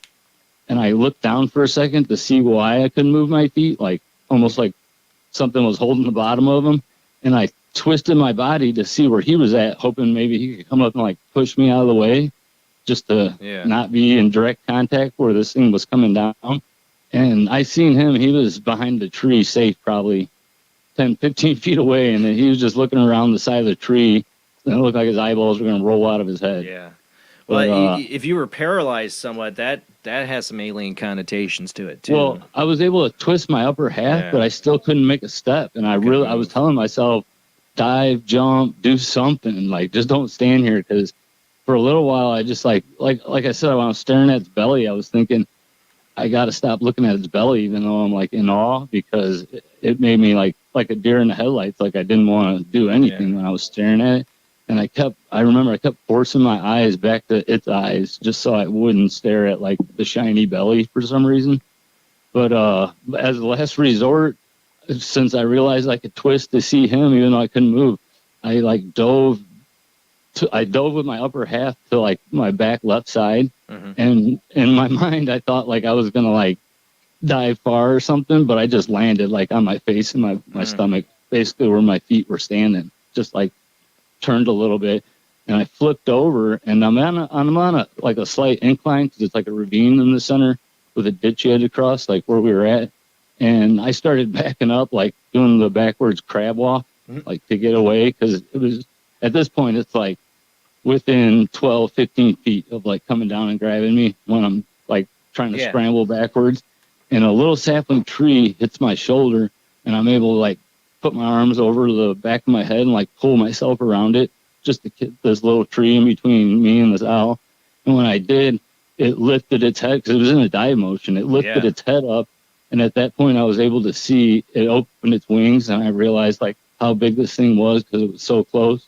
And when it opened its wings, it was an easy 12 feet. I know it's going to sound ridiculous, and I know people might be laughing right now. Well, this is like similar to, that's what I did to hit that other guy.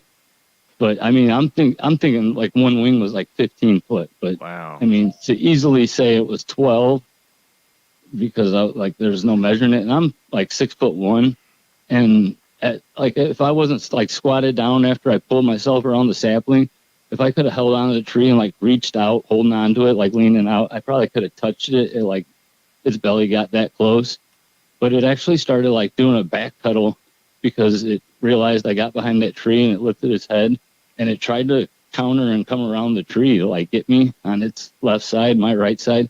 So I just kept kind of moving and doing the only thing I could to like keep the tree in between us. And when I did that 3 times, I thought, man, this thing's not going to stop. And I actually I think I said out loud, like, God, this thing isn't going to stop. And when I did, it turned around and it flew up in a tree maybe 20, 30 feet away, like up in the top. And when it landed, you could just hear branches like that's that clanking. Springboard you heard at the very beginning was probably it jumping from another off of a branch. Yeah. Right. It was using it like a diving board. And it went, I think it went straight up into the air, and then it used that dive to not make a sound as it was coming down. So if it wasn't for that tree making that noise, I probably wouldn't be making this call right now. Right. I'm pretty sure. And my truck was at my buddy's house, so they might have like pinned a murder on him just because they'd be like, okay, a 6-foot owl got him, and there's blood all over the place. Right. Like they would have never believed me or him if either one of us that'd been a real it. bad come up. Well, James, I got to go to my last commercial break. Thank you. Yeah, I remember your email. That was an incredible story. I always wanted you to talk about it on the show, and that's awesome. Yep, no, not a problem. Thanks for letting me share. All right, man. Have a good night. All right, you too. Bye. All right, guys, we're going to go to our last commercial break. We're going to come back for about a half an hour and then maybe pull some Oracle cards for you guys in the chat room. The last half hour show sound good? But we're going to go to our last commercial break here and have about a half hour left because then I got to go feed possum babies. If you're just tuning in, that's a whole other story. But, yeah, I got to do that here at midnight. So, all right, guys, we're going to this short commercial break, and we'll be right back.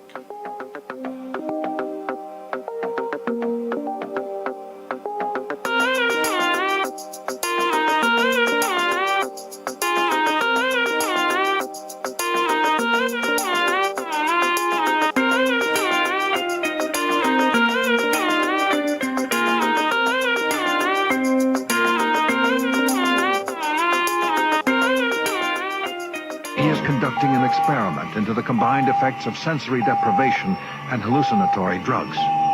The subject of the experiment is himself, and the experiment is out of control. Ken Russell's Altered States, a film that must not be missed, is in the West End now. Altered States, Certificate X. Do you wish for more paranormal and spiritual content? The Paranormal Chronicles magazine is a free digital magazine crammed with the very best in paranormal and spiritual articles and features. No sign-up, no subscription, just free reading and knowledge for you. Read today at www.paranormalchronicles.com/magazine.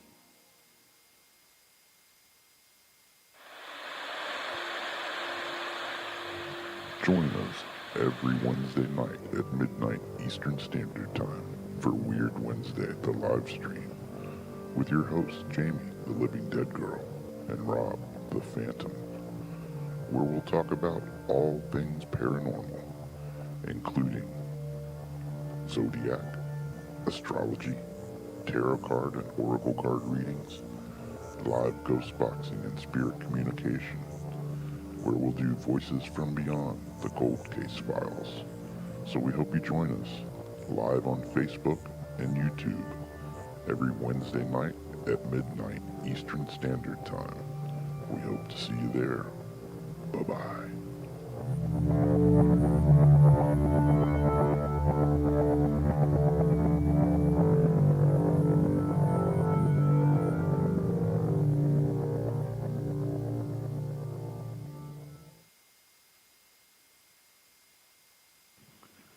Paranation Magazine is a new paranormal magazine based out of Denver, Colorado. Our goal isn't just to give you the best paranormal content out there, but to promote paranormal unity. We're doing this by giving everyone an opportunity to tell their stories and to share their experiences. For more information, follow us on Facebook at Paranation Magazine and soon, paranationmag.com. I've Never Met a Dead Person I Didn't Like is the extraordinary travels of a young, alone, and broke psychic in the highly anticipated new book from internationally renowned psychic, medium, medical intuitive, and best-selling author Sherry Dillard. Critics have described I've Never Met a Dead Person I Didn't Like as an engrossing memoir, an empowering story of how a broken girl came to accept her psychic gift, a refreshing and fun read. I've Never Met a Dead Person I Didn't Like is available through Amazon, Kindle, Barnes & Noble, and wherever books are sold.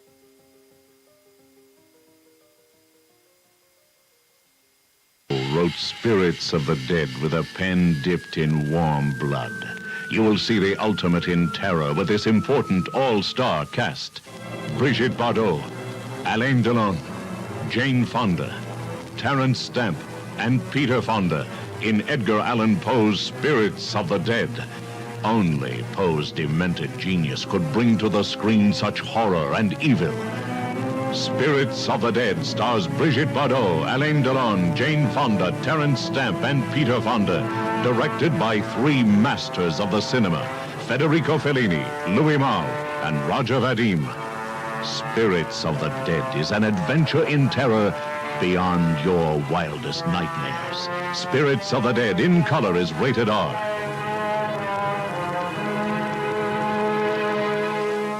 Heat 'em up. Do, re, Egon.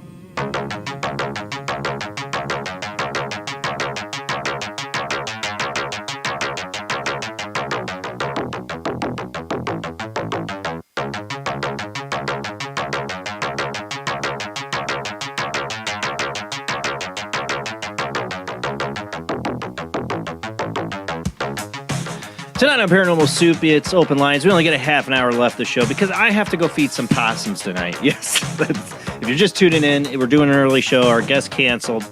We're going to do about a half an hour left here and do some oracle cards for those in the chat room.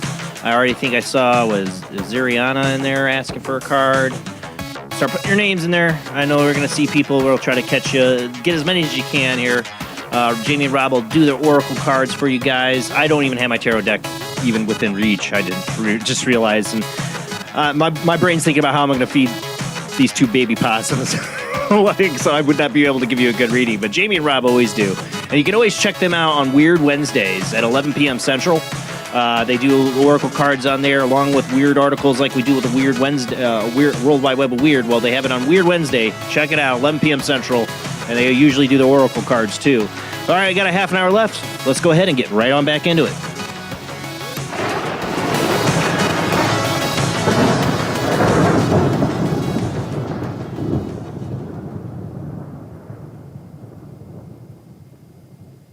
All right, so let's see here. We can with that. Oh, actually, no. Wait, bring up this share screen. Hey, we'll show people. I do have pictures in there of the possums to show that. We'll do cards here. I saw. Oh, sorry. I saw Zuriana. Looks like Linda, Heather, Gary. This is the order of it. You should see a picture in there, Rob, of... I'm sorry, I didn't title them. There might be way down on the list. There's probably like a JPEG number or something. You should see like Susan in it holding a possum, or Liam. There's like two different pictures I think I had in there.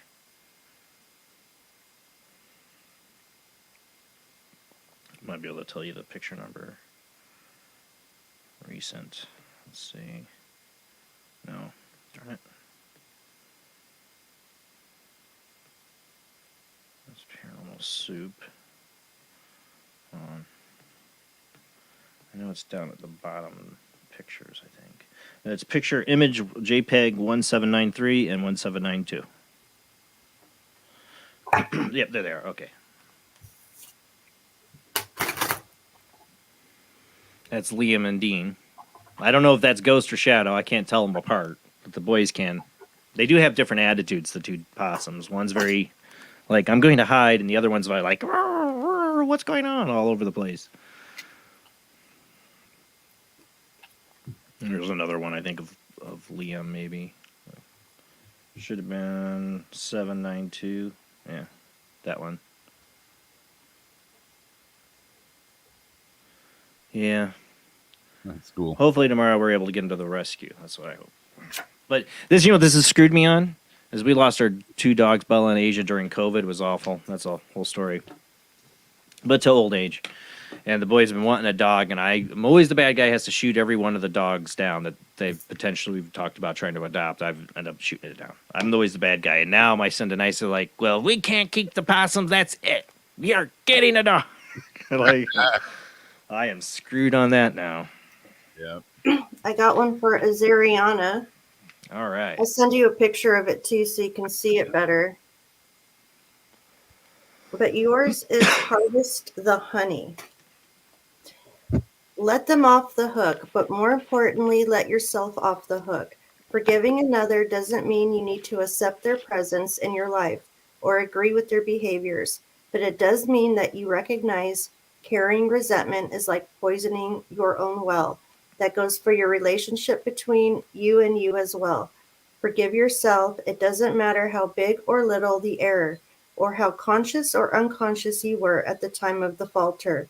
What matters is that unforgiveness is a bitter pill, and your life is too precious to swallow that toxin. When you forgive, you harvest the medicine inside the wound, sweet as honey. Rob, are you pulling the next one? Yeah, Yeah, I guess I could. and that will be Linda. For Linda. And Linda is asking here, what'd she say? Because, so are you taking them to the wildlife rehab in Valpo? So there's a wildlife rehab in Valpo, which is not far from where I am. And then there's also an animal hospital. I've been told both of them possibly take possums. So we'll see. Hopefully, I've left messages with both, and hopefully tomorrow I get a phone call. I'm going to head up there. I have to wait till the kids are out of school because they made me swear that they get to go take the possums there so they can say goodbye to Shadow and Ghost. I'm like, dude, it's only been a day. You're already freaking attached to these things. All right, so card for Linda. Whoa.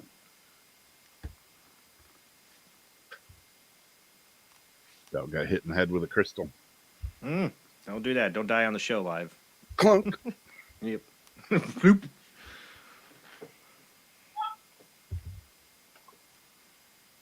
Okay.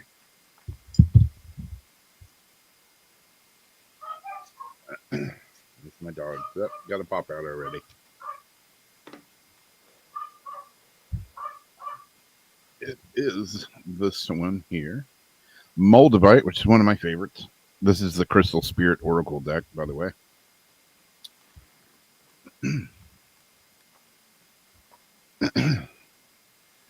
I usually wear some Moldavite here and there.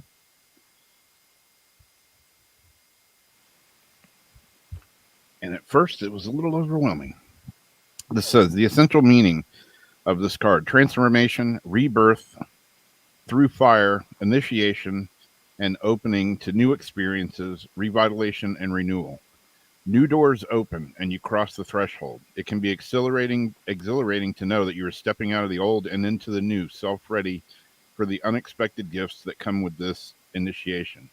Moldavite Spirit's message is to know that as you walk through an open door, you are being reborn in a sense, where you will be difficult once you have made a conscious choice to say goodbye to what was. Rebirth always involves tension and struggle. Crystals can only form if there's plenty of pressure to change. If you're frustrated or uncomfortable, know that relief is on the way. So just focus on what's happening as a better tomorrow begins to reveal itself. Your passage to the new is assured. So be open, be ready for healing to take place. The new experience requires a new you, in a sense, a you that recognizes that you belong here, that you can truly let go of the old. You are so loved, and the conscious universe is proud of you. And what was she saying here in the chat room? Oh, Azerion. Once you name them, you know what. Oh, yeah. Yes, I was like, don't name them. I was like, don't name them. It was like, oh, Shadow and Ghost. I'm like, oh, God dang it. Yep. But I have to be the bad. My wife says, looks it up. She says, yeah, it's illegal to, you can't have possums. I'm like, yeah, right. Yeah, legal or not, we're not doing possums, but I have to, I'm like, did you tell the boys no, not yet? And I'm like, did you tell the boys not yet? I'm like, okay, fine. I'll be the one to tell them. It's illegal, boys. They don't care. Well, just don't tell anybody. She's like, well, your dad posted it on Facebook. Oh, Dad. Yeah. I'm telling people on the show. We'll be possum outlaws. I got one for Heather, and then Gary will be next for you, Rob. And Heather got the Create Intentional Solitude card. And this one has a little koala bear. And I sent you a picture of it a minute ago. Is it a marsupial? I don't know if koalas are marsupials. Oh. Intentional solitude is a form of prayer. It creates a termenos, a protected space for communion or worship between you and the sacred. When you unplug from responsibilities, distractions, and the constant pressure of communication, a spaciousness opens up in the psyche that isn't normally available. Dreams, insights, inspirations, and aha moments occur easily in this space. Listen closely, say nothing, and allow yourself to pursue the presence of the person who has the richest offerings for your life, which is you. And these are from the Love Who You Are Oracle deck. All right, who did you say was next? Rob has Gary, and then I'll have Adrian, and I think that's everybody. Yeah, we'll probably have about time for that. Did you say Barry? Gary. Gary. Okay. Gary gets the upside down. It is the Big Spike card. Wow, this is one I haven't drawn in this deck.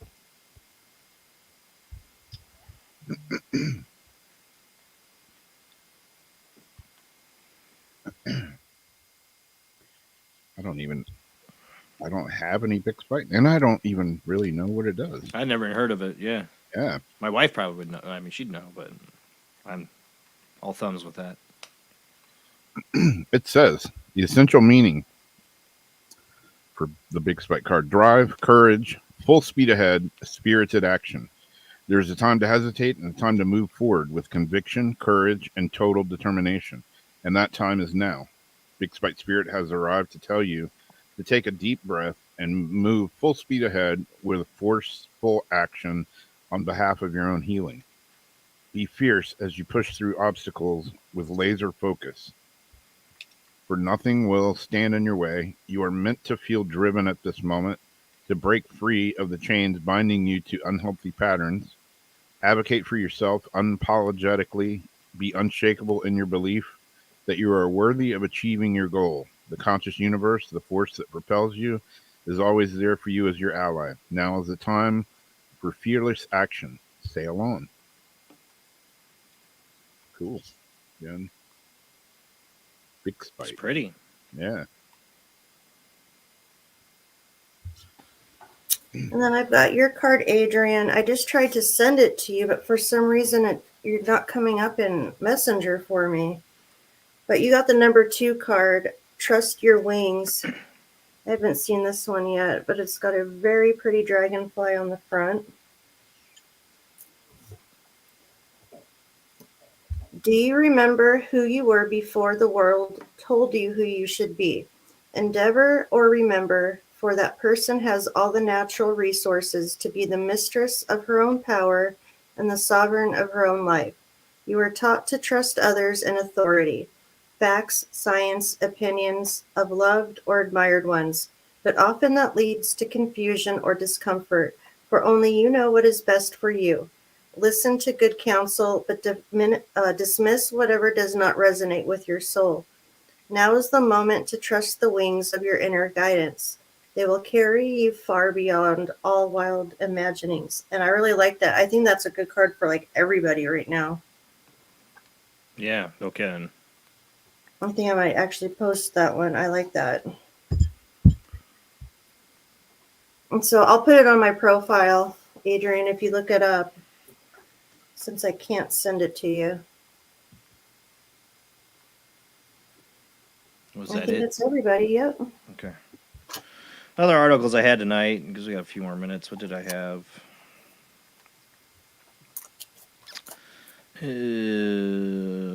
Oh, here we go.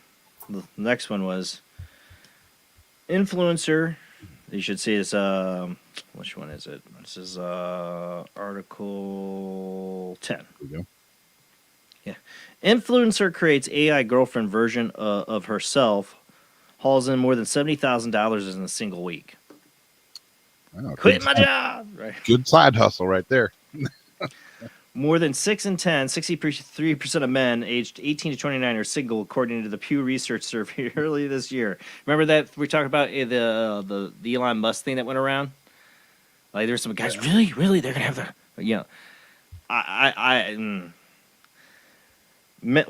lot of young men are watching social media. They're watching a lot of porn, and they think they're getting a lot of their needs met without having to go out. Of course, this is Daily Wire, a very conservative site. Enter Kayan Mohari, a 23-year-old influencer who has more than 1.8 million followers on Snapchat. She came up with a novel idea to connect followers and make some cash. Mohari, Marjorie, or you say her name, created an artificial intelligent chatbot she dubbed Karen AI. The user of the chatbot pays $1 per minute to engage. She says she made $70,000 in a single week during its beta test, and she thinks it could rank in as much as $5 million in 1 month. Fully up and running. Karen AI will never replace me, she told Insider. Karen AI is simply just an extension of me, an extension of my consciousness. With so many followers, she said she couldn't keep in touch with everyone. Karen AI is going to come in and fill that gap. She said any the AI girlfriend might be able to cure loneliness. Yeah, wait till a stalker shows up at your door, honey.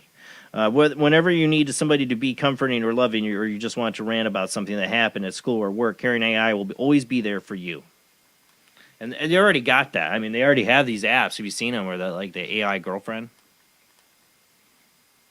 Let's give more reason for people not to have human interaction and just isolate themselves. Hey, but you said it'd fill a gap. So. Mm-hmm. It's what is the world coming to? I mean, we are going to get robots that are going to be sex bots one day. I have said it. They already have them. I just don't want. That talk. Like I've never understood sex with dolls. them, ready. I've never understood sex dolls. I've never understood it's not an interacting person. But then if you just like, okay, what about a sex bot? No, then it's interacting. I don't want it either because that creeps me out too. Because it's it can make. I remember when I was a kid watching the movie, the original movie, Westworld. You remember when like the robot, and it was a real person, of course, an actress, but the way they filmed it made it look, the robot would look and like the eyes would like glow or like flash. They took a lot of those scenes in Terminator, influenced Terminator. What was the actor's name in that played the robot, the main guy? Yul Brynner. Yep. There you go. Yeah, I love that movie, but it scared the hell out of me as a kid, and I didn't understand what was going on there with the Western hooker thing going on there, and when I was a kid. But as an adult watching that, understanding what was going on, it's like, yeah, dude, he's like totally having sex with that robot. Oh yeah. Hi, Jason. I'm programmed for you to find me attractive. Mm-hmm. I don't know, man. But the thing is that we're in a society where we're isolating ourselves more and more. You don't feel free to speak anything, and I'm sure it's really hard for these 20-somethings to date each other. I mean, dear God, everybody's outraged about everything, and I don't know. I don't know how these kids do it. Yeah, because everything seems to come online now. Nobody meets organically anymore. Well, I mean, that Blade Runner. The sequel where that they did, the main character, who's also like, I know they're like a synthetic being. They're not really a robot in Blade Runner. I don't know what you want to call them. They're synthetic. His girlfriend's a total AI.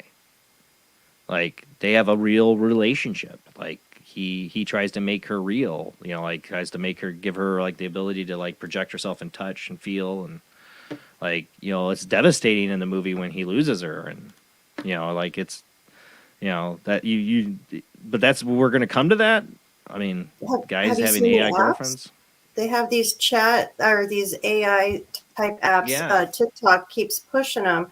I've recorded a few of the apps where you can actually, some people have the AI control their day for them. They eat what it tells them to eat, see what it tells them to see. The other one is like an subjugate me. Subjugate me. That's what it's. The other one's just like, oh, I need a friend. So it's totally just having like one-on-one conversations with the computer. Yeah, I mean, we talked about it. The guy that killed himself. AI, Exactly. Talked him into it. Except for climate change. Mm-hmm. I said this was the year of AI, man. I hate being right because it's getting dangerous. I mean, look, it's faking Benedict Cumberbatch, bitch. Yeah. What do you say? Maybe the AI screwed up saying it's like, you don't know how to say your own name? No, I don't know. But like, the way it can fake people now, and I mean, it's totally the land of illusion. I mean, we're not going to know what's real or not. It's terrifying. It's really scary. It's like the biggest mind F that there's going to be. I know. And then, technology can do great things, but I don't think having people isolate themselves more and having relationships with AI, like as a relationship, is a good thing. I mean, look, we already had a guy like marrying a toaster after he married a sex doll or something like that. I tried to get it pregnant, right? Was he the same one that was going to? Yeah. Oh, somebody else did that too recently. Yeah. Had a whole birthing thing with his sex doll. I'm like, oh my God. I'll never forget when I was a kid. Me and my cousin Phil would like stay up really late at night at his mom's house. We were like 10, 11, 12 maybe. And remember HBO had The Real Sex? Oh, yeah. I remember staying up one night. We watched it, and it was all about guys and their sex dolls. Oh, no. And I remember this guy like just staring at his sex doll. One of the scenes they film it, and he's like brushing her hair. Like I'm like, why would you do that? Like, why? I never, didn't. I mean, I still don't understand. I don't think it's because I was a teenager. I didn't, a 13-year-old or 12-year-old when I saw it. I didn't understand it. But I thought, I mean, these guys are creepy. I mean, I'm not their judge. But, it's going to be more guys than girls doing this.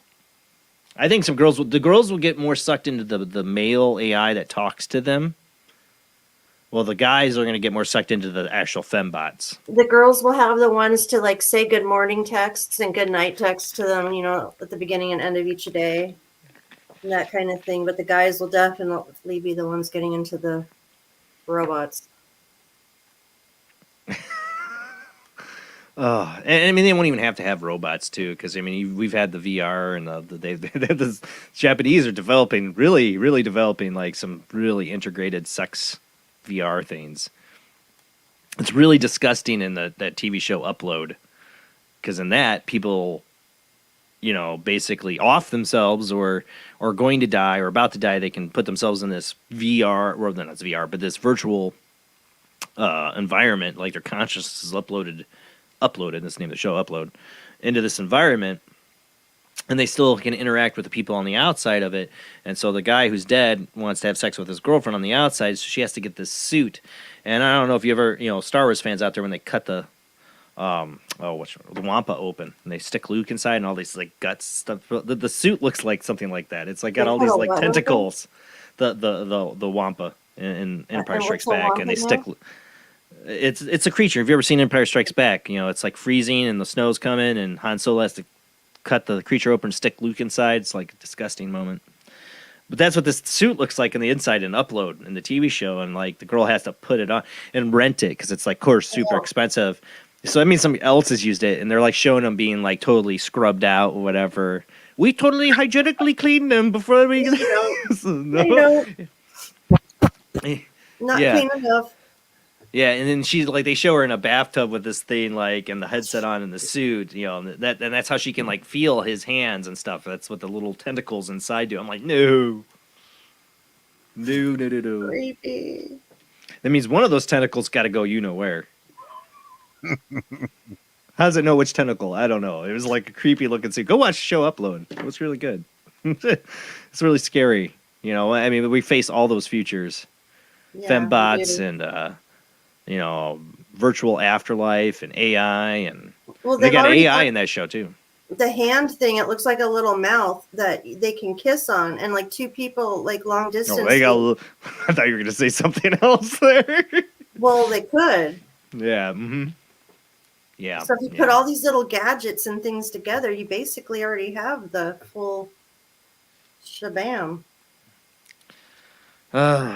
I've always had this vision of like a dystopian nightmare of the future, and where people don't even like groom themselves or take care of, or everybody is all basic, like everybody's bald and wears like one piece suits, like some sci-fi minimalist. Everything's minimalist because when they go home and their homes are little cubes, and they just go and live inside the cube, because inside the cube it doesn't matter because they live in this total virtual environment when they go home. Some Black Mirror crap there for you, man. Maybe that's just. And we're already turning into it.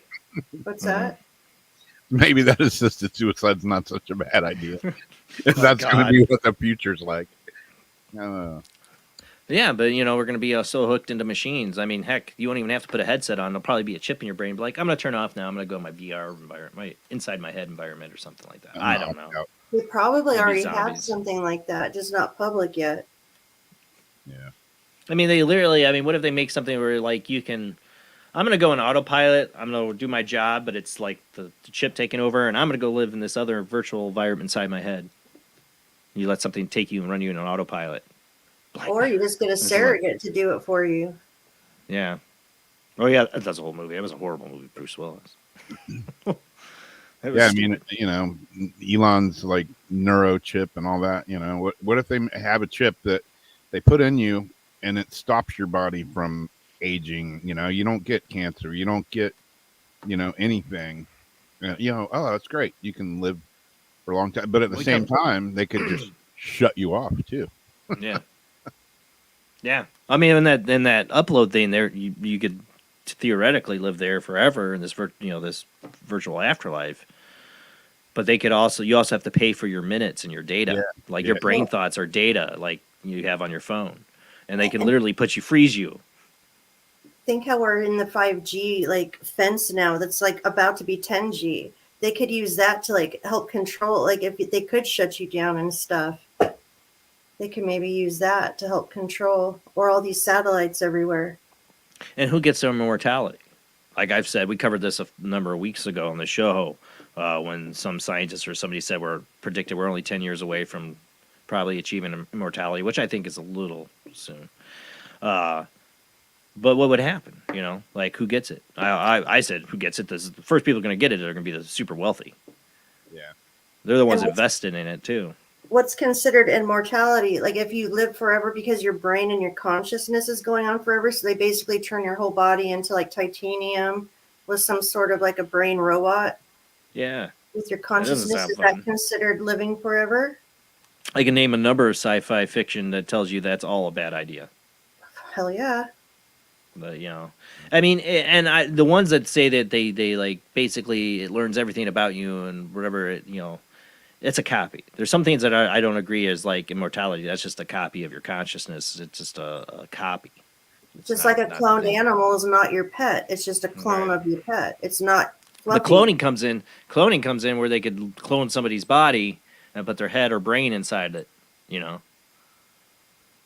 That's where cloning might come in. That could be immortality. But there's stuff they're working on where they could de-age people. They've done it. We covered on the show where they're de-aged mice and stuff like that. Didn't they just have an article? I didn't read it, but it's been within the last 2 weeks where supposedly they did just come up with some sort of something. They said to like reverse aging or yeah, we covered it on the show on one of the World Wide Web of Weirds, and they basically found part of the aging gene, I guess. But is it an answer to immortality? I don't know. I mean, there's other things besides your genes that make you age too. There's gravity and I don't know how long they could. I definitely think they could extend human lifespans a lot longer. But those who will get that opportunity will be the super wealthy or overlords. The elites, the Bill Gates and the Elon and them. So it can keep going on for hundreds of years, sexually harassing women. Yeah. Yeah. That's what'll happen. I'm just saying, it ain't gonna be us gonna get the immortality. Damn straight. No. They're trying to kill us. So that's it for the show, guys. I gotta go actually feed possums. I'm just saying that out loud. I'm like, I'd rather much stay here and do more of the show and keep talking about this weird, crazy world we live in. But I made a promise to my wife. I said I'll cut the show early so that way it matches up time wise with you when you have to get up for work and do your round of feeding them. But she's done all the feeding so far. I tried to help, but I have not held one. I'm a little creeped out by possums. So this is going to be. I know I will do it. I'm a little creeped out by possums, but at the same time, I felt awful when I found the babies, and so I'm gonna give him my shot. I'm hopefully wish me luck feeding possums.